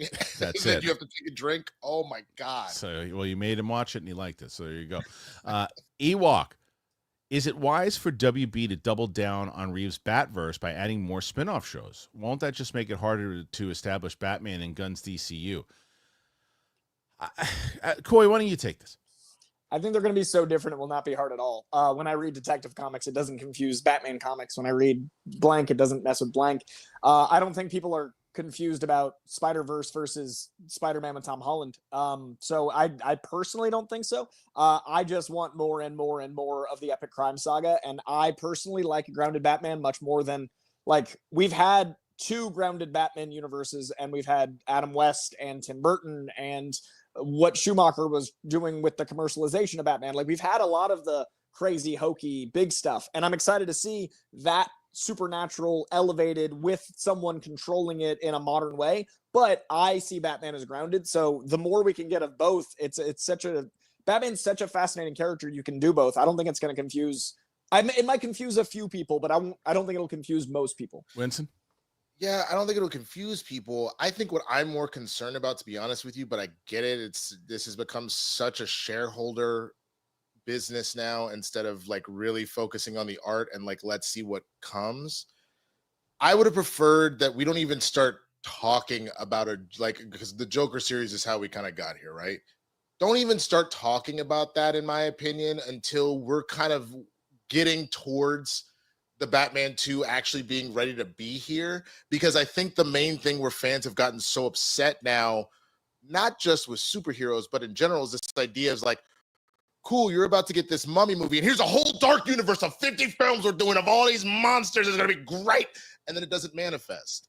I'm just getting tired of you promising me the universe, and I got like a little 1,000 square foot like studio thing going on. Like just right. Let's pace it. In fairness, though, like the Matt Reeves stuff, they haven't announced anything officially. So, like, I think the internet is making that the problem. Like, it's people going like, "This is real, it's gonna happen," and then being like, "We never said that, bro." Yeah, and that's most of these universes. I think you can make it separate though, but so to a point, because remember, Gunn announced how many different properties for his DCU to kind of kick things off. It feels like everybody is making the same mistake and this is everything that we want to kind of do going forward, and then you get derailed. So like I get it. I understand it's a business. You need to make the shareholders go, oh, they got stuff brewing. Okay, we're gonna be okay. but it gets frustrating. All right, so here is the next one here, and this one comes in from our buddy Mormoth Haunts, who says, just saw Dennis O'Neil wrote for The Question. Can you suggest any lesser known stuff that he's written for? You know, off the top of my head, give me 30 seconds. Go to the next question. I'll come back to you because I'll look at a little bibliography and I'll recommend some stuff. All right, and Joe Ryder. Paddington and Mickey 17 are both coming out in January. They both look good to me. Well, Mickey 17 got pushed. Mickey 17 got pushed to April, I think. April, right? Yeah. So, but I thought January was the bad film dumping ground. Is that changing? Well, so maybe not because they moved Mickey 17 to April, so they wanted to get it out of January. Paddington has always kind of been a January thing because, remember, it probably opens up in December in London, is what I would guess. So it is. They already had the premiere. Yeah. So I think so. So January is still a dumping ground. However, sometimes what happens is you'll get a gem. I remember The Gray came out in January. Like things will happen and pop in January. The reason that you might get some stuff in January of next year is because there's just not enough real estate anymore because everything's coming out in 2025. Yeah, but you got two things working in your favor. I mean, first there was the strike. So the strike by itself screwed up everybody's scheduling releases. So I think we're going to see, as we kind of saw this year, you're going to see a ripple effect of, again, as Kristian said, there's not enough real estate. You don't want to go up against Superman and Fantastic Four. You don't want to go against, Captain America and whatever else. So you just got to find space where you can. Plus, we have seen, you mentioned The Gray, the previous Scream was well received. The third Bad Boys was well received. Like there have been not a full change, but a little bit of hope that you'll get something good. Even Megan, the first Megan came out in January, and like it's not a blockbuster, but it was pretty decent, so you never know. I got an answer for him because Dennis O'Neil, for casual comic fans or not comic fans, he wrote No Man's Land. He's got a lot of really good Ra's al Ghul stuff, but he asked for obscure stuff, so it's hard to know what's obscure for folks because if you're not a comic fan, all of it's obscure. Highly recommend No Man's Land if you haven't read it yet, but some of the more obscure ones he mentioned in The Question. I really like Superman Kryptonite, which is a really fun, a passionate story of Superman that really humanizes him in a fun way. I love all of his Green Lantern / Green Arrow stuff where it's the two of them as a pair, and that's a little bit more obscure. His Nightfall run with Batman, I think, is exceptional, but the one I'm going to say is my favorite kind of obscure one is Superman versus Muhammad Ali, which is just insane. So I'm going to go with that. Wait, he wrote that? Yeah, dude. Oh, dude, I love that. He's an icon. That's right. The guy that wrote No Man's Land wrote Superman vs. Ali. Mike Joyce. Hey, Winston, why did you leave Twitter for the inferior versions? It's just gotten really toxic. It is. I had plans to do that sooner than later, and I think my schedule for it is by the end of the year.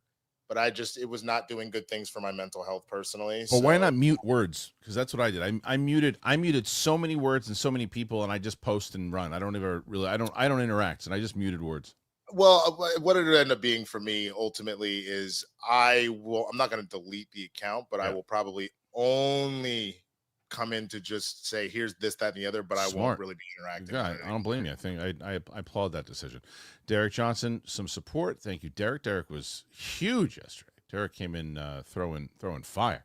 Anthony Roybal. Hey guys, can we get a super early most anticipated movie for next year? I can't believe it's already in November. I don't know. My full list I usually put out in January of most anticipated, and it could change, but the first one that pops to mind is Superman. I mean, it's the first one that pops to mind. Yeah, for me, Superman. I am going to probably late December put out a 10 or 15 most anticipated because next year it's stacked. There's so much TV, so many movies, but Superman, I think, is not only the most a movie has ever had to live up to something, but also the most I've looked forward to a movie since maybe Avengers. I've been waiting for a Superman that felt like who I see Superman as most of my life. And it's a universe kickoff in theatrical, which is where I like to consume my art. I like TV, but I love theaters more. So everything about Superman is calling me: the casting, the team behind it, below and above the line, like Superman.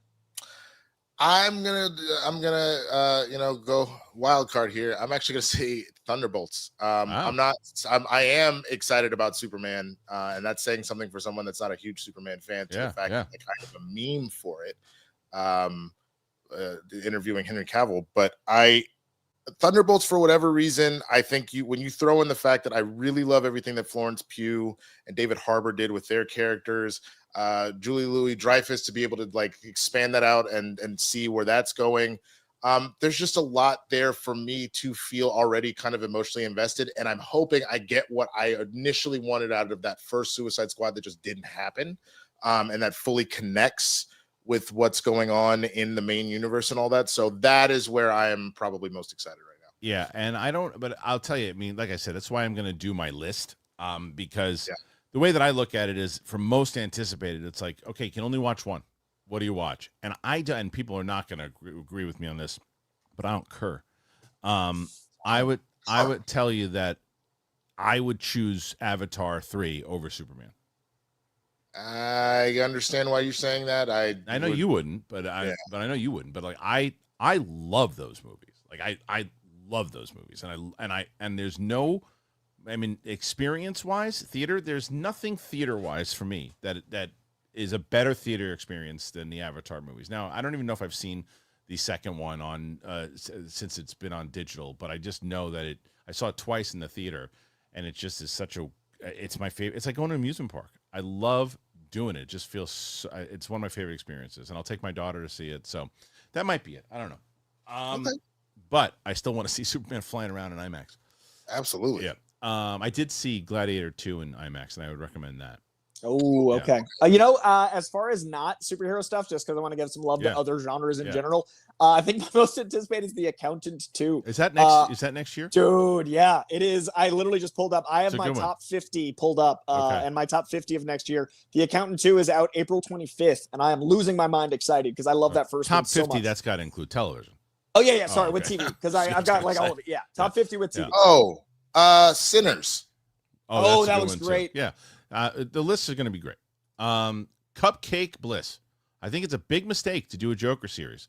I would love to see the Court of Owls start as a series, then move into a movie. Sorry, I'm just overseeing the Joker.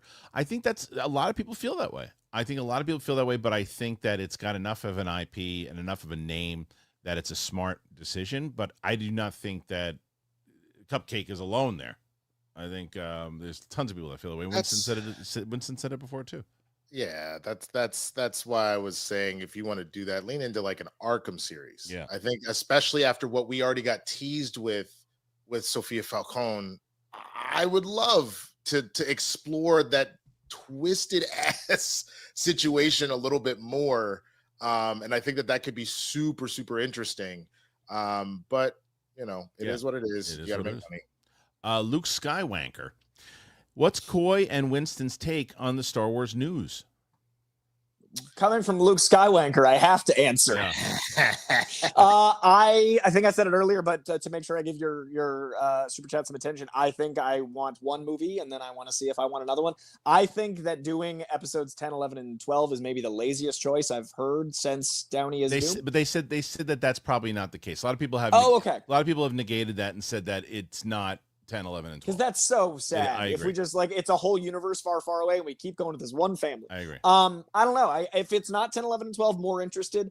I think Simon Kinberg's a great producer. I think his writing depends on the movie and depends on the characters he's writing, so I don't always agree with his writing choices. But I want Star Wars to be good. I want to be excited for another fandom. I want to be able to revel with people. I don't like when a fandom's doing bad, even if it's not my fandom, because it just makes people inherently angrier. And I love when a fandom is doing well, because then I can go, let me identify with more people in the community. So when something is feeling like an animal dying on the ground twitching, I don't enjoy that. I laugh at it because it's exactly how I feel. Winston, what do you think as far as the news? Again, full thoughts, please go check out the blurred breakdown. But essentially what my main concern is that Simon a lot of times feels very 50-50. So like he's in there making Days of Future Past and helping with First Class, but then also Dark Phoenix and The Last Stand. Like he's making Mr. and Mrs. Smith, but also the 355. So like the 335, whatever it was. My point is it really is a 50-50 thing. I am not trying to step into more Star Wars stuff where something could literally be a coin flip. When you know that it's already had too many losses, you need somebody or something that you feel will really knock it out of the park. And I know he just came off of Deadpool and Wolverine and being a part of that whole thing, but I just would want to make sure that whoever, if you're going to give them 3 movies or even a trilogy, that you just feel super gung-ho and good about what they're going to do. Yeah, I agree. I mean, I gave all my thoughts on it yesterday, and just to reiterate, it to me seems very desperate. It's like going through the Rolodex of 5 people that you know and saying, oh, that person, sure, and they don't really know what the story is. We don't know where the Ray movie is. The only thing that I said could potentially work, because they've worked together in the past, if Kinberg and Mangold actually team up to do an Old Republic or an old, version trilogy and create new characters, there's something intriguing about that if they can make it work. But they have no idea what they're doing over there. They're just like juggling sticks. They have no idea. It's a disaster. Okay, so Cupcake follows it up. It says, if we ever get to see Hugo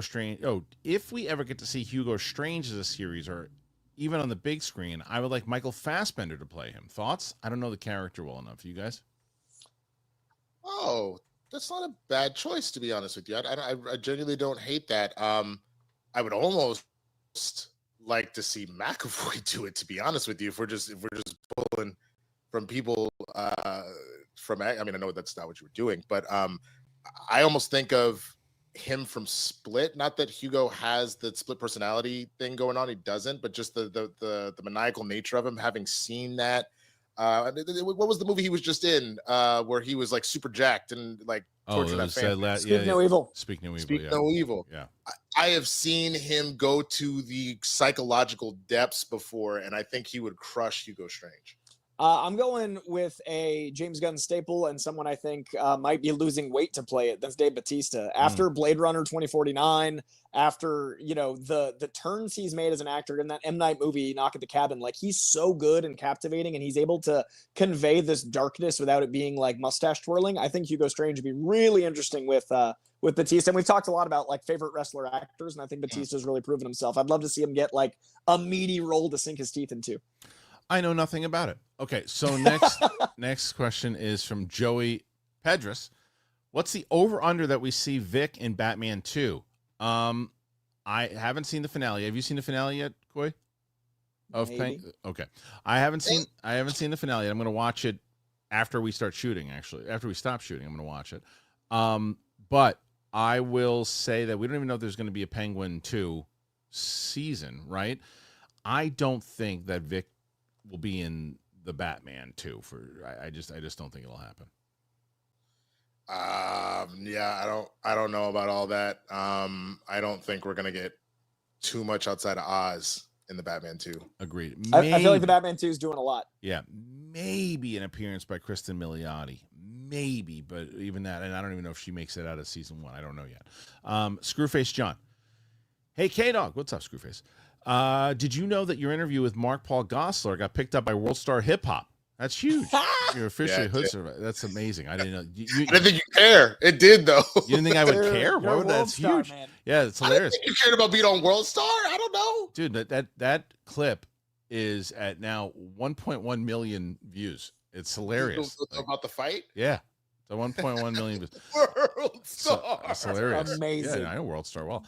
But yes, I saw that's awesome. I didn't know until you told me, Screwface. So that's awesome. I'll have to check that out and see. I'm glad. I can't believe it. Just shows you like you never know what's going to catch fire and what's not, because like there's certain ones, because the Five Nights at Freddy's fandom is so rabid. They're so rabid. Yeah. And I posted like 3 or 4 clips of Matthew Lillard talking about Five Nights at Freddy's. I'm like, these are going to blow up. One of them did like 10,000 views, and the other ones are just like, and they could still. That's the beauty of the Clips channel. It could just take off. But I was like, I think people will care about this fight clip, maybe like 20,000, and it's like 1.1 million. It's insane. Screwface follows it up and says, serious question. Why can't Gambit movie be goofy or the same tone as Deadpool versus Wolverine, though? That seemed to be kind of successful.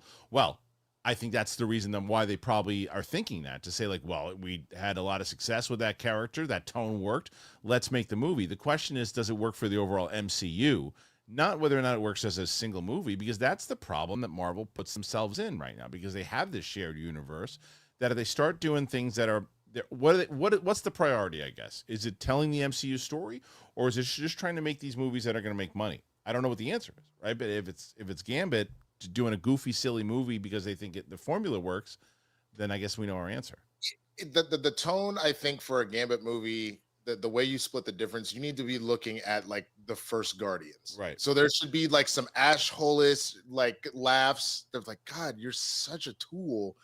But when it's time to get serious, we get serious, you know? And I think that's the route you really want to go with Remy and all that. Otherwise, if you go too heavy-handed, that's where you land in a Love and Thunder situation, you know? Coy? Yeah, I think if you're telling the MCU story, it is very different than telling a Gambit story. I think Channing Tatum obviously can play the levels. If you've seen Blink twice, even in the same year as Deadpool and Wolverine, those came out within months of each other, and he's very different tonally. So I would say it could work, but the way that Gambit has been established would need to be comedic, which isn't necessarily the solo Gambit story. The character himself is so bittersweet and love lost, and like he's cursed with like the history of what he's been through. So it'd be hard for audiences, I think, to see that man play that character seriously. Shakes fist, as I think, and I could be wrong, but I checked World Star Hip Hop. I don't think they linked me. I think they just ripped the video and put it up there. So I think. I don't know if that's the case. The case. Though it's the way it looks. Now you have to fight World Star Hip Hop. World Star. Well, again, I'll share the 1.1. But let's go to the next one. And I could be wrong about that. Maybe they embed it, but it looked like it. Okay, so Jack to Jack, would you guys recommend Tom King's The Vision? 110%, especially if you liked WandaVision. A lot of the tone is from that Vision book. It's this really cool suburban 50s dystopia feel with some great psychological horror. It's one of my favorites. Like, that's the book that introduced me to Tom King, and you guys hear about me talk about Tom King. That's how I know the name. I know the name from you.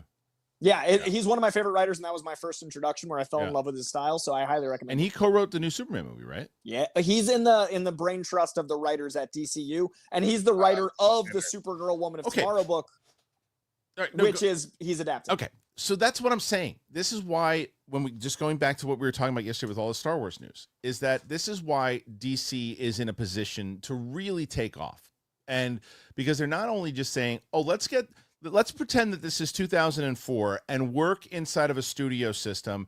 And who's the hot screenwriter right now? Can they do a pass? And then once their pass is done, we'll hire. They'll be too expensive to get on a second rewrite. So let's get someone else then. And who's the hot writer that did that? Who's the hottest director that made that much money? That's the way Lucasfilm works, right? And that's the way it worked when I was working at Warner Brothers. What I've always said is take the damn writers that you have from your books and your comic books and stick them in a room together and say, oh, what are the ones that are really working? Put those together. They understand Star Wars. Let's do that. But this is what James Gunn is doing over at DC. Let's get Tom King, who you see Coy lose his mind every time you bring up his name because he's a fan. He knows the world and he understands it. So this is what I wish. This is what whoever winds up, even if it's 30 years from now, taking over Lucasfilm, I hope that they do this type of strategy, because whatever the hell they're doing over there, it's like it's like stepping on liquid stink bombs and just leaving it in the office. Wait, Coy, he did the Rorschach Black Label? Yeah, dude. He's responsible for so much. Mr. Miracle, Rorschach Black Label, Supergirl Woman of Tomorrow, Vision. Right. He's got one of my favorite Batman runs of all time that ran almost 100 issues. He is very good at this. Yeah, that sounds great. Anthony Robol, you will be missed, big balls. Hey, eventually we hope he returns, and what a return it might be. Also, Kristian, he is and someone just mentioned it in the chat, he's a former CIA agent. So he worked for the state, and then he wrote Batman like a CIA Big agent balls from did? experience. Big No, balls? oh, yeah, Big Balls. Not Tom King. Big balls for sure. Yeah. Call me Jabba. Hey, guys, I never watch live on Fridays because of my job. Kristian, if you ever watch one animated DC film, it should be Under the Red Hood.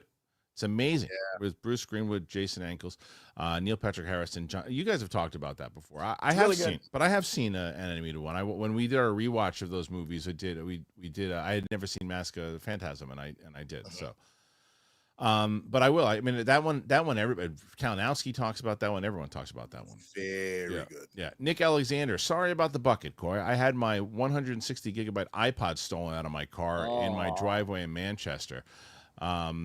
We have cameras now. Yeah. I mean, that's what it is. It's so awful. And people are terrible. Julius Wyatt, are you all excited for Nosferatu? Great way to spend Christmas. I'm actually going to see that next week. Yeah, I'm hoping to catch a screening early because I want to do my best of the year list, and that makes that one could land on it. And I don't want to see it the 25th with only 6 days left of the year, so I'm hoping to catch a screening. Reviews are out, and people are losing their minds over it. I cannot wait to see that movie. I'm so pumped. Very excited. Matthew Garrett, Spacey underrated as Lex. Should have been a better movie. That movie wasn't great, but Spacey killed it as Lex. Wish we got more. With the allegations aside, separate the allegations of performance itself. He was. I mean, he's a great actor. There's no doubt about it. He's a great. He was. The performance was good. It was that movie was kind of lost what it wanted to be. It was hard to be Superman 3/5, but also new. But also, it's a lot. And look, it was Spacey's fault about. And I like Kate Bosworth as an actress, but she was not a good Lois Lane at all. Didn't fit the role at all. And didn't really have much personality in that role. And he was the one who suggested it because they worked on a movie together and got her in there. So, I think that was a mistake. Gopal, did any of you see Skins, the UK series? Hoult was excellent in it, and the main reason that the show worked. Gendry and Gilly from Game of Thrones, Daniel Kaluuya and Kaya Scodero also in it. I know I never saw that show. Was it any good? It was a great show. It was ridiculous. It's not exactly the same, but it reminds me of a similar vibe of like Shameless. It's just balls to the wall. He is actually very, very good in it. Matthew I've only seen clips, but I hear it's great. Matthew Garrett, any chance you can bump up the volume of it? When I get a new Rodecaster, I promise you I will. That's what people don't understand. They're like, the volume on is like, do you notice that when that started to happen was Monday? People are like, the volume's out. I mean, he's just asking nicely, but like, this I can't figure it out, and it's driving me crazy. So you're gonna have to deal with it for now until I get that freaking Rodecaster or whatever the hell that's gonna be. Okay. So the next one is GoPie. Coy, what's your opinion on the Tim Kaine, Daniel Semprey Wonder Woman? I saw a page. Oh, it's Tom King, actually. I think he meant to write Tom, but it's funny because we were just saying how much I dig his writing. It is very good. The Wonder Woman run he did is very... it's set in like Washington, D.C. in a lot of ways. Yeah. It is very intensely about like what Themyscira represents to America. It also deals with... it's a different take on like the strength of being a woman, even than like the commentary on female empowerment in action movies. It's a very like psychological dealing with the world we're in. So I really dig it. It's like a lot of people don't like what it has to say, but I think it says it very well. Okay. And then we get this one that says Matthew Garrett says not getting Billy Zane as Lex ever sucks. Was he rumored at one point? Is it just because he's bald? Because I like this. I thought he was. I could be misremembering this, but I thought he was kind of tied when they were talking about Cage, like that was going to be his Cage's foil as Superman. But I could be wrong. No, you might be right. I don't know. I'm not sure. You know what? I'll ask Matthew Garrett here. I'm going to do something here and see if this works or blows it out. It's probably going to blow it out, but I'm going to try to do something here and see if that helped the volume at all. Matthew Garrett can tell us if that helped or didn't help. Austin B. CCXP announced that WB will have a big presence there next month. Chances that this is where we see a Superman teaser before year's end. Much love from Michigan. What do you guys think? You think that it's the CCXP? You think that's where it'll debut, Coy? I think the movie comes out in the summer, and we've historically had late, like the year before, teasers. I don't think it'll be a full trailer if we get one. I mean, I keep hearing rumors they're going to do like a Barbie-esque campaign where it's like a huge, and I think Superman's worthy of it. So I would love personally if it started, like I'd love to go into Christmas with an idea of what that movie's going to be. I'm not sure how likely it is, but it is conceptually exciting and the maths. So I'd love that. Okay. I mean, I'm wondering where they're not going to debut it at Comic-Con, obviously, because the movie will be coming out around the same. Maybe they do. I mean, not the teaser, not the trailer. Trailer will be out sooner than that because the movie comes out at that point. Marcus M. Lex Luthor and Tony Stark are yin and yang. Similar abilities and character traits, but what motivates them makes them different. Would you agree with that? Yeah. I think that's good. I mean, to the point of, that's actually what I really enjoyed. For anybody that watches this on YouTube, there was a death battle between Tony Stark and Lex Luthor, which was infinitely fascinating. The similar amount of money, similar amount of genius, ego flying all over the place, but literally, what if one went down the dark path versus the light, and vice versa? Yeah, one realizes the error in their ways, and one dives deeper into that error. So I love that parallel. Yep. The Great Wicked Art finally finished 26 pages of issues 7 of Capes. I can't wait. I'm going to be look forward to that recording session when we're all sitting down doing the voices for him, because that one we got to get Big Balls back and running by that. He's got a big part. I have to do, because Brett has the capability with it. He's been doing Lil Balls, and so we can actually have him maybe read the lines if that's the case. Moist Gumption, hello crew. If you could have any Batman villain added into the Reeves universe and given an HBO series, who would you pick? I think Poison Ivy, like Roxy said the other day. I think Poison Ivy would be a good choice. I kind of already said this. Ivy, Freeze, or Hugo Strange. Any of those three. Freeze is up there for me. I love Barry's Joker, so I want to see more of that. But if I'm picking someone new, actually someone not new, I want to see a Catwoman show. I think, talking about my love for Zoe, I'd love to see more of like her in Bloodhaven or in Alleytown, something with Catwoman. Hiccup. Thank you, Hitty. I'm starting to slowly but build out my complete collection of the original run of Hellblazer. Just bought volume 13 and 14. I already have volumes 1 through 12. Have you guys read them or parts of them? I hope we get a DCU HBO show of that. Coy? Can you repeat that one more time? I'm starting to slowly build out my complete collection of the original run of Hellblazer. Got it. I missed the title. Yeah. I heard all the volumes, but I missed the keyword. I adore John Constantine. I think Hellblazer is one of the best books out there. The current run, Hellblazer Dead in America, is some of my favorite Hunter S. Thompson tinged commentary that I've seen from comics in a long time. And I think that is the perfect thing on HBO. I would love a Hellblazer series. I think it's very perfect for the DCU. I think the supernatural stuff's going to be great. Yes, please. Yeah, I would be super here for that. Buster Barnes, I think the Thunderbolt trailer is a classic MCU trap where they make you think it's a different, darker, cooler tone only for it to be the same old, same old. Maybe. Sort of, but I saw that more of a problem with the DCEU, because that was kind of what we were fed with the trailer of, again, the first Suicide Squad, and then it became a completely different color mishmash, whatever.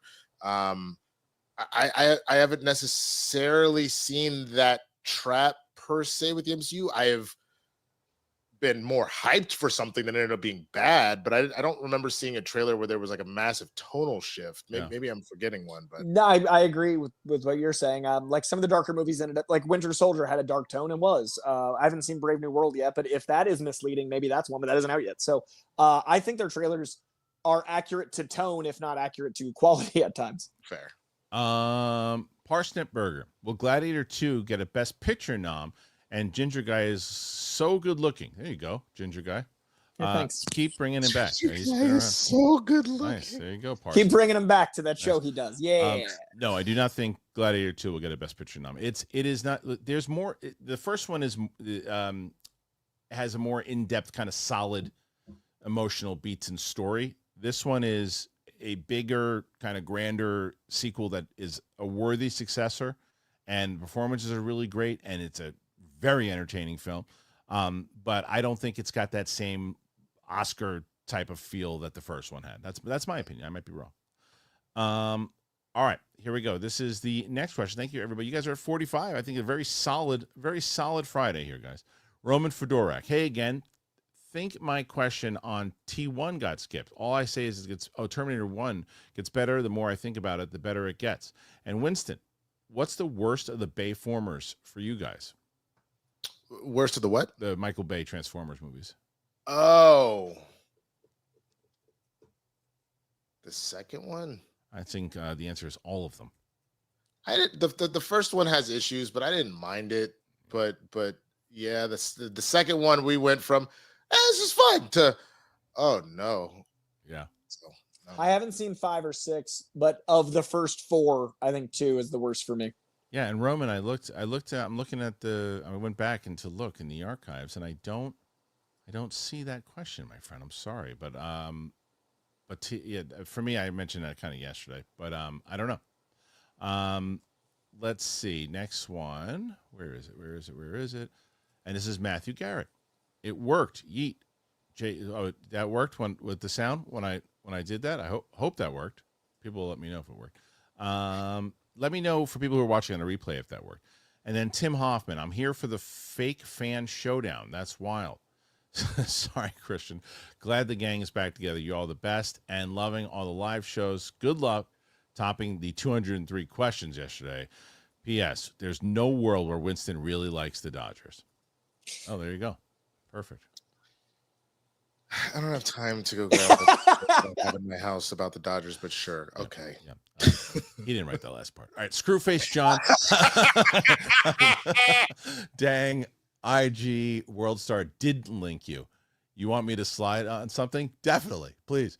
Bro, especially after Scroogey put up that incredible freestyle over Tyler the Creator's beat, bro. That was fire. Go call their ass out, man. Tell us you gotta link me on that. I mean, the fact that I thought, look, I feel two sides. One, I was like, oh, maybe that's where a lot of the traffic came from, but it's like, no, I'm getting all the traffic is still coming, and I probably would have had way more if they would have actually said. They didn't even say anything. They just posted it.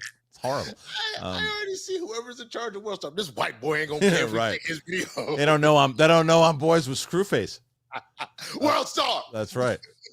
Anthony Robal, just wanted to say I start every Friday off watching you three. You guys are the best, even though Winston is the most disloyal sports fan ever. But you guys have a great weekend. Yeah, I just don't believe a single thing you say about it now, because now I feel like you just continue to try and air out your grief. No, that actually was written. That was written. I said when I made it up, that was a full on. This is why Anthony Robal is one of the best fans in the world. Matthew Garrett, Corin Sweat playing Ultraman 2. What's that?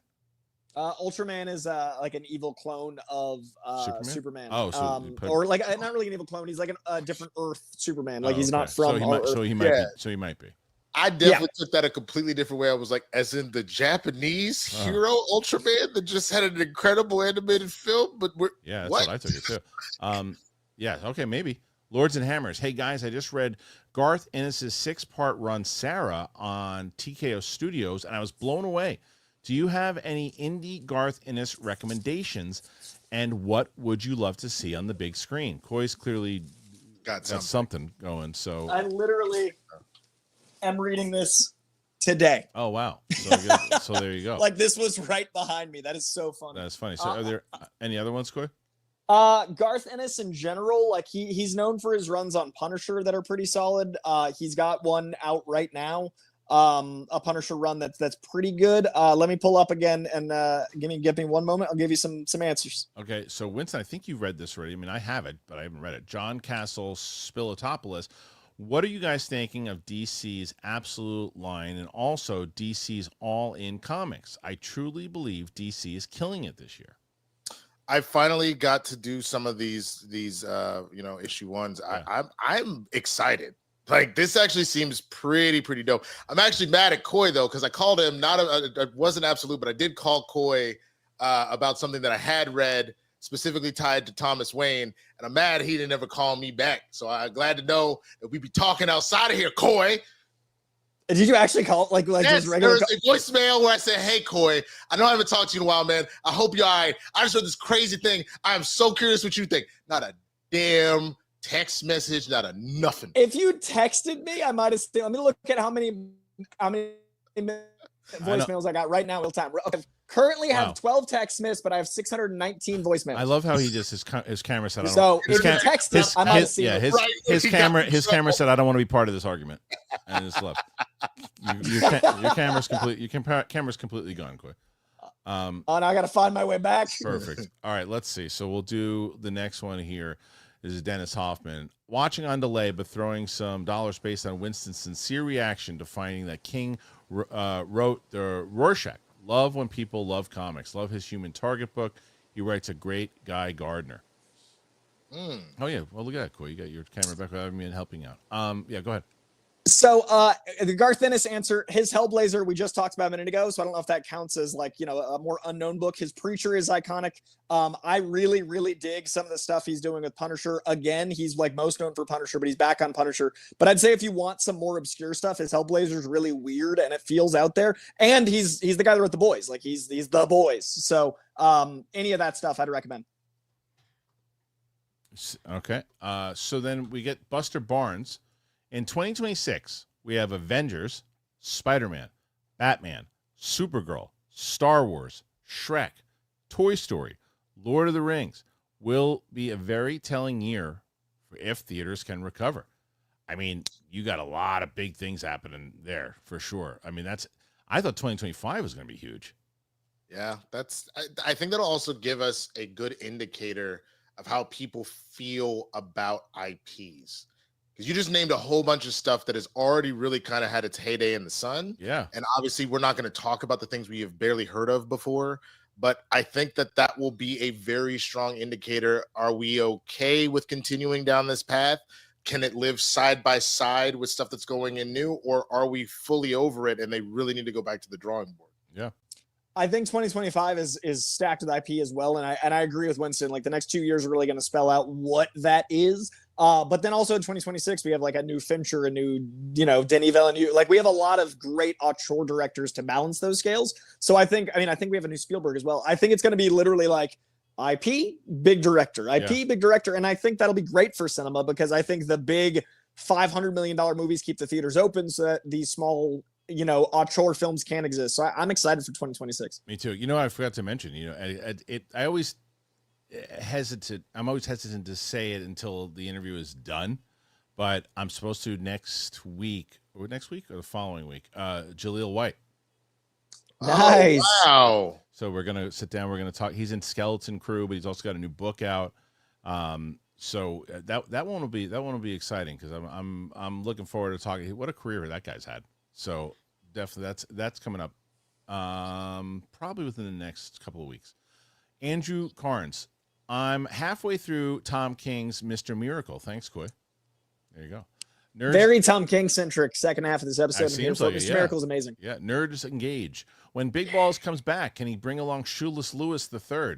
Maybe. Shoeless doesn't come out very often, especially when Shoeless is getting hired to do new Star Wars movies. So Shoeless Lewis might be very, and it's not. You guys would. How would you spell Shoeless Lewis?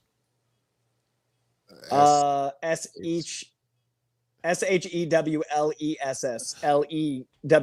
Winston, how would you spell it? Shoeless Lewis, SHEW. He's right on that. LIS. What's so funny is that in my head when I said it yesterday, it was thought of as SHOELESS, Shoeless Lewis, but someone wrote SHULAS. I said, let's go with that. I said, I like that. Shoeless Lewis. Matthew Garrett, DCU actors for Robins, Dick, Tim, Jason, Damian. I don't know. Dylan O'Brien for Dick Grayson. Okay. Someone gave it a thumbs down. You gave yourself a thumbs down. Sorry, me. I won't fan cast Damien because I've said people in the past and people came at me for Romani heritage and I don't know any Romani actors, which is apparently the most important thing. And for Tim, I'm gonna go. Man, I don't know like under 20-year-old actors right now. So yeah, I Dylan O'Brien's my Dick Grayson. You got any, Winston? I can only give you a Dick Grayson, and he's probably not going to do it because he's doing other things and it's still technically Spider-Man. But Andrew Garfield is Dick, to be honest with you. Oh, wow. Like he kind of gives me that same vibe of where he could lead these other four younger versions of himself and try and do that. I think that he would be killer at that. I thought you were going to say Paul Giamatti. All right, so the next one is Jedi Master for Life. Damien. Yeah, for Damien. Tuning in late with the Joker news, do we see Long Halloween Night adaptation for the closing of this trilogy? Oh, that's not a bad idea, honestly. I think that could actually be really well done. Just depends on I don't fully know yet what direction Reeves wants to go with all this, especially with bringing the quarter out. I don't know. Let me think on that. I'm sorry. You know, I'm just as real quick as I got an update. It's just, I feel so bad for, I watch, you know, these Instagram reels that pop up, and there's this one girl, she's hilarious, and she pranks like scammers with a pretend like she can do like a Siri voice, right? So she's like, "I'm sorry, you've reached this," and they're like, "No, ma'am, you have to." I'm sorry, and she just and she does these different voices, and she did this video asking like how people get fooled all the time, and it's like, it's all you got to do when these things can be. Something I saw a notification I thought was important. It says like something. So Sharif Croft with the student loan department told me that I don't have student loans anymore, but told me that I needed to. There's something concerning my student loan. So I looked at Sharif Croft Hotmail account. It's like, that's all you got to do. Hold on, I got one right as we started the show. Yeah, if it's Hotmail or Gmail, it's not real, guys. So here we go. U.S. Post. You have a USPS parcel being cleared due to the detection of an invalid zip code address. Please go to the website USPSADY.to. Should we block? Winston, did you get that at 10:26 a.m. while we were on the stream? 10:51. I got it at 10:26 while we were streaming. Should we? Yep. And from a 6'3", a +6'3" number. Plus so it's out of the 6'3"? country. It's out of the country. It's that important. Should I block my phone number and then call them back on the air right now? I got to leave in 15 minutes. Oh, you do? So All right. Sorry, fans. Fine. It's noon. Roman Fedorak. Transformers 1, it was T1. My bad. Oh, yeah. So Transformers 1 is fantastic. Everybody here seen it already? No, incredible. You had said you wanted to do. I know, but I was able. I did, and then so just let everybody know my Transformers 1 reaction with Tina is on the channel right now. God damn it, bitch. So you know what I realized? Betrayal. No, what I realized is after I wrote Winston that I with the sound system and everything too, I don't know how to coordinate that digital. I don't know how to do it digitally with having it sync up with yours and not hearing it. So it's like digital reactions are going to be too hard for me to do. So yeah. And now Andrew Carnes. Coy, Winston, how would you rank absolute Batman, Wonder Woman, and Superman? Oh, that's fun. Winston, you've read all three, right? I have read Batman and Superman. I haven't read Wonder Woman yet. I go Batman then Superman. Yeah, I'm gonna go. Ooh, actually, I'm gonna go Batman, Wonder Woman, Superman. I like Superman a lot. I just feel like it's a smaller story. Like they only got to so much, so I can't judge it. Whereas Batman's feels like a full adventure, and you got to get a taste. Right. And then Wonder Woman is such a different world, and it's so immersive. So they're all great, but yeah, I agree. All right, next one here is B Gill Studios. Just sending support to my guys Winston and Coy. I mean, they got you guys close to almost 60. That's pretty good. Hey, that's a damn that's good. great. That's a damn good Friday. Roman Fedorak, favorite A24 films. Mine, Green Knight. Thanks. I have to take a list. I have to list. I mean, because the first. I mean, I really like Civil War, but there's so many great A24. Oh, is Ex Machina A24? Yes, it is. Yes. Ex Machina, Moonlight, yeah. Lady Bird, Midsummer. Yeah. Everything Everywhere All at Once. Yeah. Some Past Lives, the Iron Claw. Yeah, there's some great ones, but I would say The Witch. I would say that Ex Machina is my favorite. My top three are Ex Machina, Everything Everywhere, Yeah. and Civil War. And you love Midsummer too, right? I haven't seen it yet. Oh, I thought that was the one you saw. Oh no, I saw Hereditary, dude. Jesus, that was. I have not been that scared for 2.5 hours, maybe ever. I'm never seeing that movie. I'm not going to. I refuse. I was scared while reacting, and there were lights on. Yeah. Oh, thanks. Sorry, Winston. No, that's a hard pass for me. Then the fact that like I was having issues sometimes with Scream with the Smile too. We ain't doing all that. Not fully, but sometimes. If you were freaked out with Smile 2, which is like a Disney movie compared to those. Only with the unnecessary jump scares that like I was pretty lot. sure I saw coming, and no. I want to. There's one. Once that movie gets enough people have seen it, and I've mentioned this, and Winston has seen it, so you'll know I'm talking about. There's a particular scene with dancers that is so stupid. It took me out of it. I agree with you. That's the one time where I was like, okay, in theory, I'm scared, but I'm good. It was like red light, green light, 1, 2, 3. It was so stupid. All right, I'll have to do, sorry, just to pick mine, I would go Everything Everywhere. It's good. Ex Machina, Macbeth, and then Moonlight. It's good ones. Screwface John. I was about to be done donating, but this is for Winston, rocking with my freestyle. Hold so this 99.9, and I know certain things in the news might got you down, but a wise man once said we're gonna be all right. You already know. Thank you, Screwface. Buster Barnes, Asher Angel, DCU Nightwing, Adria Arjona, put her in anything for Wonder Woman. Oh man, Adria Arjona. Put her in anything. She'd be a great Wonder Woman. Put her in anything. Swan King. Just saw a Dune prophecy clip between the Penguin, Game of Thrones, The Last of Us, a Harry Potter series. Man, Max is climbing up there. They've always been. It's HBO, man. They're doing, you know what it is? Max is now doing with the superhero genre and the IP fantasy genre what Marvel did in movies for a bit. Now, Max said, well, our strength is television. Let's start doing that. And they did. And it's not just with the DC stuff, but it's with other big IPs that they have. This is a plan that they've put together. And I hope Dune's great. I don't know. We haven't seen it yet. Have you seen any? You haven't seen any episodes yet, have you, Coy? I start tomorrow. Oh, yeah. Okay. So I'm very, very excited. Okay. John Castle Spilotopoulos. Adding another chat because I also wanted Coy's thoughts on the DC Absolute and All In runs.